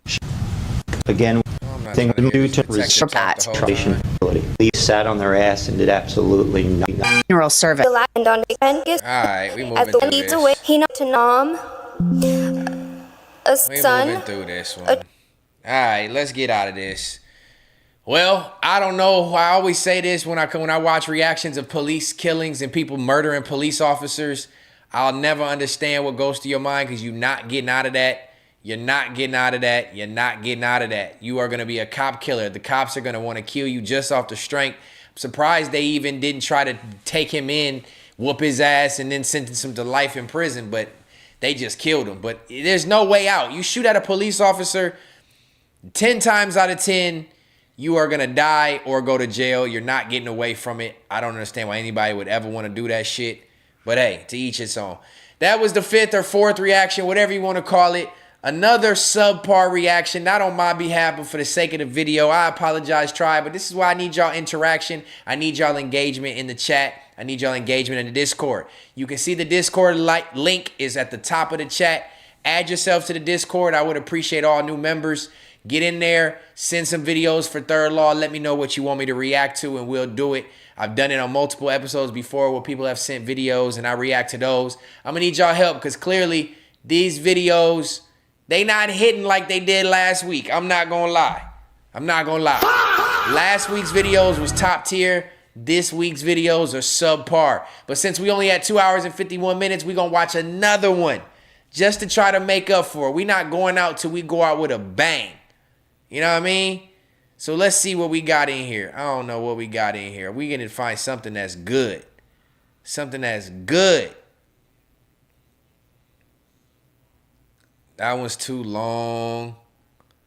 Officer shot in the head, refuses to give up.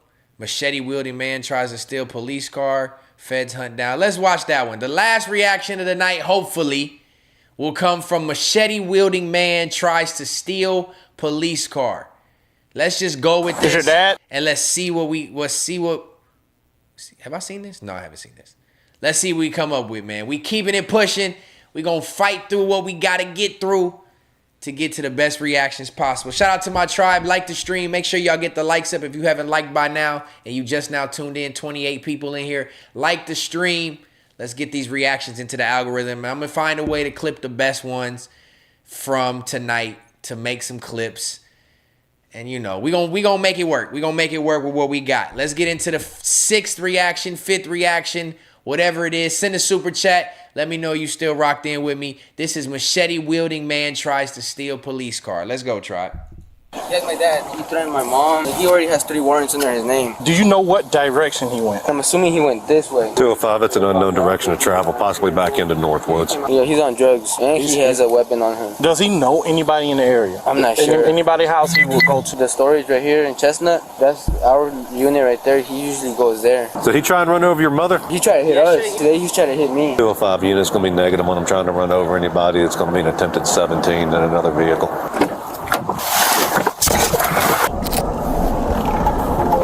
What was he wearing? I just saw a red shirt. They just saw a red shirt. They didn't see what color pants. His name? Walfrey. Walfrey? Walfrey, W-A-L-F-R-E. Last name? Bautista Miranda. Ooh. That's on you. The subject's first name is going to be Walfrey, last name Bautista Miranda. It's a Ford and it's got busted out back windows. Oh, we're going to get him today. We're going to get him today. I feel it.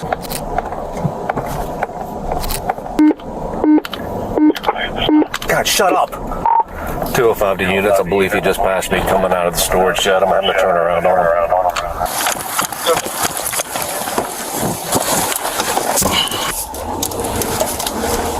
Going back towards DeKalb Technology. It should be coming right to you then.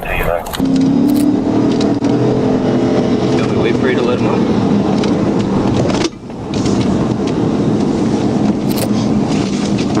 Go ahead and line him up. Go ahead and line him up. 10-3.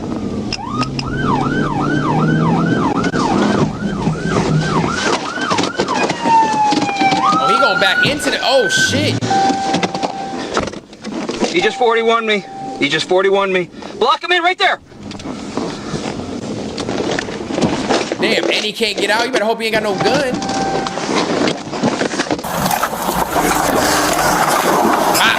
Brady's attempting to ram vehicles. Oh, shit. That nigga came out like Jason. Who is he trying to run to? Bro, you about to get blasted. I already know what's about to happen. You about to get laid down. You about to get laid down. You come out charging at that.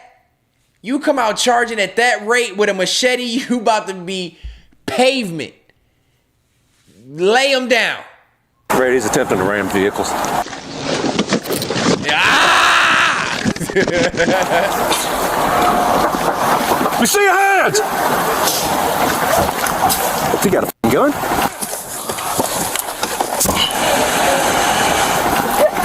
Oh, shit! Move, Arctic, move! Oh, you dead. Move! You dead. Headshot. Attempted to, he barely even got in the door. I was about to say, I'm surprised, Zelda. I'm surprised they even let him get in the car. I'm surprised they didn't shoot him faster than that. Let it have been a black man, they'd have dumped on his ass as soon as he came out with the machete. You done let this nigga run out with a machete, you ducking and dodging. He gets in the car and you take this long to shoot him. Nah, he dead for sure. Shots fired. Nigga, that was 6 shots straight to the head. Look, god damn. 6 shots, them all headshots. Fuck. Ooh, you imagine what that dude look like? Oh my God, his life is over just like that. Sarge, you want me to approach? I want you to say where you are. Yes, sir. Start EMS. Motherfucker. Start EMS 1018. EMS got 6 bullets to the dome. Ain't no EMS helping him. He's down. Hell I see him yeah, down. He's down. Can we open him? No, we're gonna get it from this side right here. He's down. Still alive, still breathing. His eyes are open. Alive? Anyway. Parkway.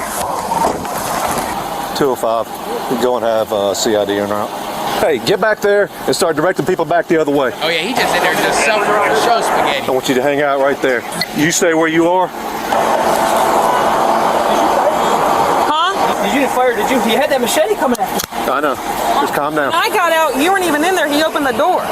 Okay, go ahead, back up. Sound like the cops are fighting with each other.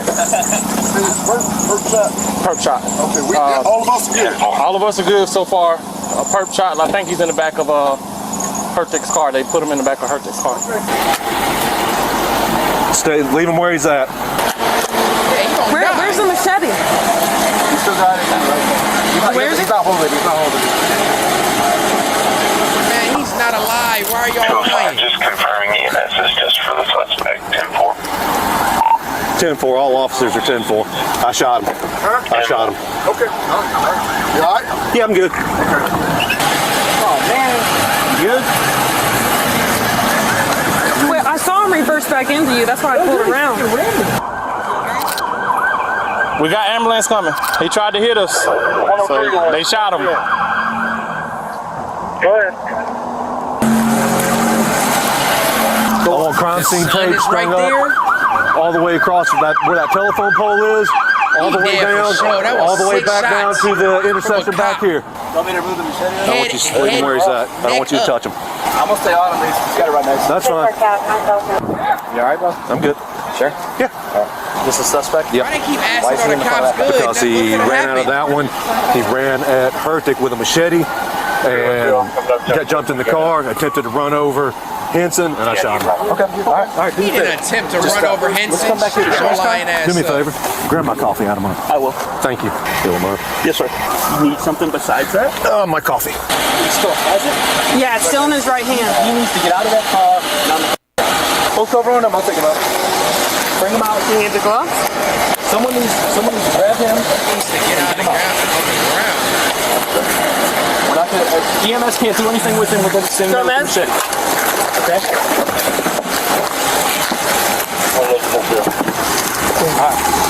Wait, where did they hit him at?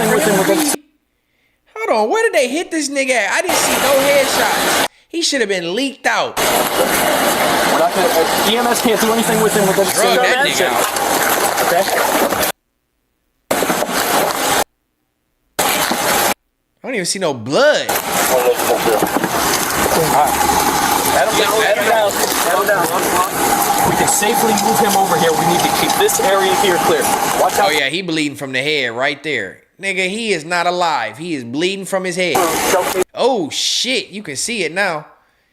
Did he hit him? Which side is that? That's the other side, so the bullet must have went through and out. We need to get him to a place that EMS can get to him. Is EMS coming this way or this way? Oh yeah, Cap got trigger happy for sure. Let's get him moved over here. We need to get this guy on this side of the and get this part clear. Who else got gloves? I have gloves in my car and it's unlocked. Go get a box. Go get a box.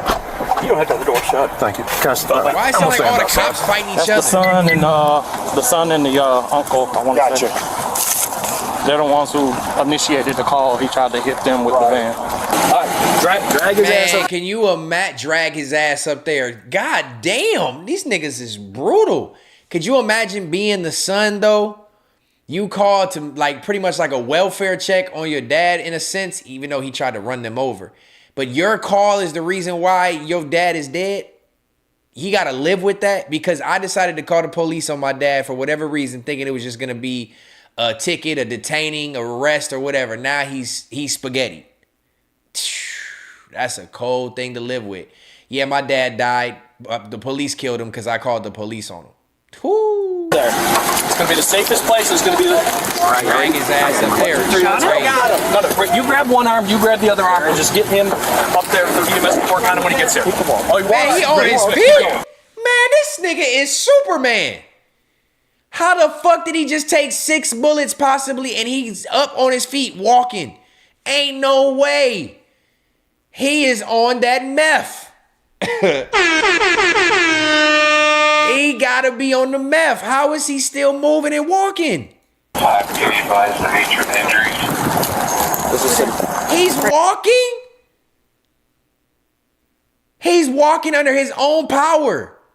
Here? Where was he hit to survive that? I am flabbergasted. Where was this man hit? The cop shot 6 shots through the passenger window, all head and neck level. How the fuck is this man still able to walk with his head up? We gotta go up there. He's walking. He must have got shot in the face or something. You can see the blood a little bit right there.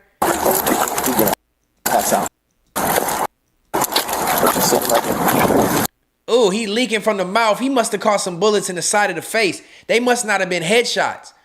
But how did he not get killed at that second? He should have been DOA. As soon as they opened the door, he should have been slumped over. This nigga got on dress shoes. Do we need tourniquets? I'm assuming. Blood all on his pants. He got shot in the face. So the cop missed headshots, got trigger happy, missed all the headshots, and shot him in the face. This dude gonna fuck around and survive. No. Hey, what's your name? My number. My mouth is shot off. What? He's still talking. He's still talking. He was able to tell the officers his name is crazy. Martista? Yeah. We pat him down yet? You okay? He didn't hit you, did he? No, okay. I know. I couldn't shut my door in time. No, I had to react, and that's why I pulled. Yeah, I thought he was gonna hit with I the thought he was machete. coming after me. He was. He was. Chest seal. Do we need that for there? I don't hear it sucking. Okay. You're okay, buddy.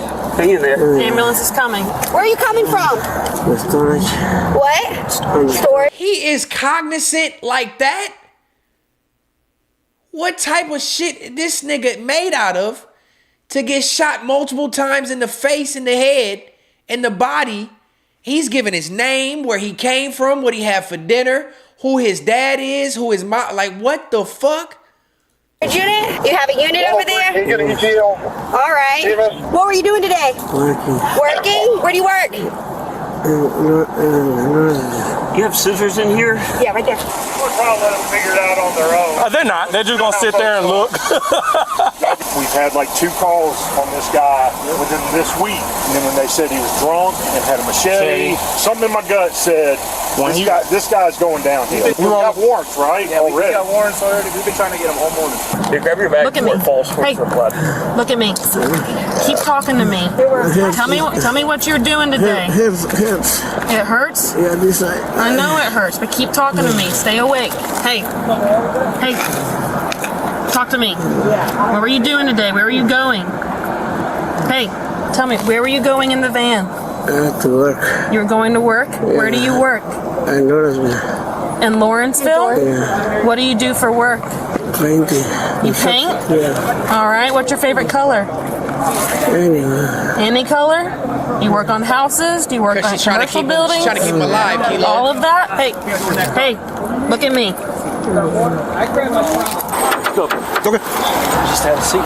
The cop, all he was worried about, the cop shot the man, attempted to murder him because he got trigger happy. He was on the passenger side. He wasn't even in the way of the car to get hit. He wasn't at risk of getting hit with the machete. He was trigger happy, shot through the passenger window, and all he cared about afterwards was, hey, can you grab my coffee? Can you get my, I'm okay. I just need my coffee.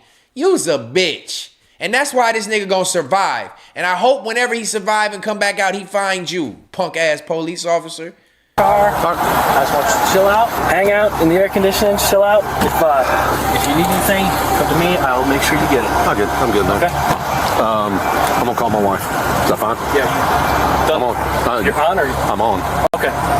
You would leave it on, turn it off. Which one? I mean, if you're calling your wife, I mean, it's all over now. I say you can turn it off. Okay. Especially if you're calling your wife. When's the last time you went to work? No, leave it on, because I might say something to incriminate myself. What? You came to do what? Bro, this nigga is made of steel. What'd you say your first name was? Huh? Say that one more time. You're okay. Hey, man, keep your eyes open. Eyes open. You hear the sirens? I have another one on here, too. Sirens, buddy. Keep your eyes open. Keep fighting. You hear that? They're coming. Don't do that. Hey, keep your eyes open. Keep your eyes open. Keep looking. They're coming. Can you see us? Can you see us? Ain't gonna do nothing. I think he's still gonna die, Try. We're here. I think he's still gonna die. Stepping in. They keep putting suspect status alive, so maybe he survives this. No.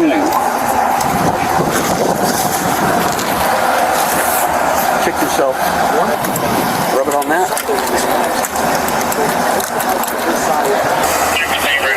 And then I call cards. This suspect, 41-year-old Walfrey Bautista Miranda, survived his multiple gunshot wounds after paramedics arrived. He survived. That's what that punk-ass police officer get. He thought he had a hat. He thought he was going to get a medal for shooting this nigga and killing him for thinking he saved the scene. He didn't even do shit. This nigga survived. He survived. If I'm the son, I'm like, bruh, he survived. And transported him to the hospital to treat him. He was later indicted by a grand jury for the charges of felony aggravated stalking, felony aggravated assault on an officer, 2 counts of felony aggravated assault family violence, felony hijacking a motor vehicle in the first degree, and 2 counts of felony possession of a knife during the commission of a felony. He took a plea deal, pleading guilty to all charges for a reduced sentence. He was later sentenced to up to 10 years in prison and 15 years of probation. An investigation was opened into the officer who discharged his firearm following the incident by the Georgia Bureau of Investigation, and he was later determined to be justified. Of course he was going to be justified. What police officer ever discharges their firearm with something going on and gets found guilty or malpractice for their job by, like, it never happens. Of course a cop is going to never be found guilty for discharging his firearm. He's going to say that he was justified for him to do so. That boy survived, bruh. His face is probably mangled as fuck, and he got to do, what they say, 10 years in prison?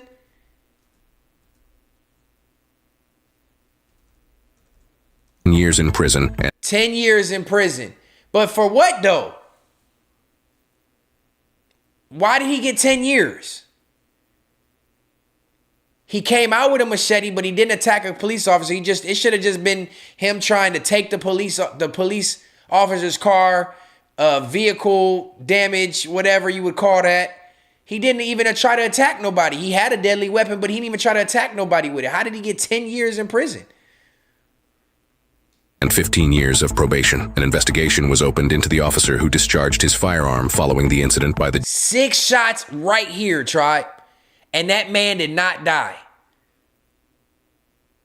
6 times. Head level through the passenger window, and he survived. Georgia Bureau 10 years for jumping in the car is crazy.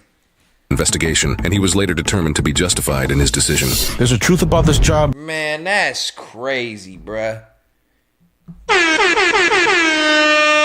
What the fuck is the third law? God damn, bruh. All right, that one was a little bit better. We had some shaky ones tonight. Some of the videos we had was sketch. You know what I mean? I'm not gonna lie, not my fault. I just blindly picked for the most part. I got clickbaited tonight, tribe. So some of the videos we picked wasn't top tier like they were last week, but nonetheless, I still enjoy myself kicking it with y'all and doing these reactions tonight. Again, for me, it's more about the engagement, the entertainment level, more so than the numbers. But nonetheless, we still had a good time on the third law tonight. Since we've done 6 of them, we at least attempt to do 6 of them. I'm going to stop right there. I'm not going to overdo it. I'm going to try to get some clips from what we got, see if we can find something interesting just so I can keep the Instagram going and keep the page updated. And we gonna leave it at that. I'm gonna find some clips for it. Just in case you forgot what we talked about at the beginning of the stream, make sure y'all look like we got a couple new followers. I appreciate y'all if y'all wouldn't follow the Instagram. As of right now, it is Context Matters Pod. Go follow Context Matters Pod on Instagram. Just in case. Yes, please, babe. Just in case this name changes, as of tonight, it is still Context Matters Pod. Go follow it on Instagram. I'm going to be updating clips from every stream that we do. Every live stream will have clips. We're going to post a thumbnail for the episode for that night. We're going to post 2 clips from it. We're going to post the next thumbnail. We're going to post 2 clips from it, and the page going to start to come together beautifully. You know what I mean? So we're going to have clips from tonight's stream on there. They're only a minute and a half, so I'm sure I'll be able to find something good, even though we had some sketchy reactions tonight. And we're going to clip them up as well. And on Saturday, I'm going to post full reaction videos on the YouTube. So as I told y'all going to see something from me every single day, either Instagram or YouTube. I'm going to be active in the algorithm until we just going so crazy that they can't control the motion. It's only a matter of time. Respect for the law, respect for the law. Before we hit that level, man. Consistency is key. But yeah, go follow the Instagram. At the top of the chat box, there is the Discord. Go join the Discord and send me your videos, please. Send me some videos that you want me to react to so that we can make sure they good, interesting, crazy videos that you want me to react to, and so that the reactions can be top tier. You know what I mean? Like we had last week. But shout out to the tribe. Shout out to Logo Seeker dropping the tribe emojis in the chat. If you're part of the tribe, go ahead and type in tribe in your emoji box and post some tribes in there. Some 3s like Jamology did, some money bags, whatever you got. I appreciate y'all engagement. Shout out to everybody who sent the super chats tonight as well. Shout out to everybody who liked the new reaction overlay. This is the new reaction overlay. Less of me, more of the video. I listened to what y'all wanted, and I gave y'all what y'all wanted. Shout out to the sound effects. Respect for the law, respect for the law, respect for the law. They are back. The respect for the law and the third law sound effects are back. Reaction screen is updated. Instagram is going to be updated even more come this weekend. All this will be changing. So right now, go follow the Instagram, please. I will be posting every time I'm going live. Clips, all that good shit. Straight to the source, man. But I think that's it for the most part. Unless y'all got something for me, tribe. I'm going to see what's going on in my chat. And I'm going to sign my way out. It's been an amazing stream tonight. 3 hours and 15 minutes. And like I told y'all, we don't do nothing less than 3 hours when I go live. Nothing less. We go holding ourselves to a standard. If I'm able to push through and y'all able to stay rocking with me, I'm going to stay on here live for y'all, man. So upcoming next, tomorrow is what? Thursday. I'm going live again tomorrow. And I think I'm going to go live with Get Creative. I think I'm bringing Get Creative back tomorrow. I have a rug I need to work on. I need to shave it down. I need to rake it out. I need to back it. I don't know where and how I'm going to do it because some things I move around the house to do it. I do some in the garage. I do some, but all that. But nonetheless, that's for me to figure out, for you to watch. Get Creative tomorrow or Game Recognized Game tomorrow. For sure, Game Recognized Game on Friday. All my gamers, make sure you tap in with me. We are ARC rating on Friday. Maybe tomorrow, but Friday for sure we will be on ARC Raiders. I apologize for missing Monday. Had a lot of shit going on. Cars, flat tires, towing shit. So I was out of commission, but nonetheless, I will be back live tomorrow. Either Get Creative or Game Recognized Game. Friday, we back live again with Game Recognized Game. Saturday, we'll see what I got up the sleeve. If not, Sunday, you will catch me with Context Matters episode 42. The mission will not stop. I will not stop. Consistency is key. You guys will see me every single day. Clip that clip. Go back and leave a comment. Comments are key. Make sure you like the video on the way out, tribe. It's been real. I appreciate y'all. Stet signing out of the Third Law, episode 11. We go.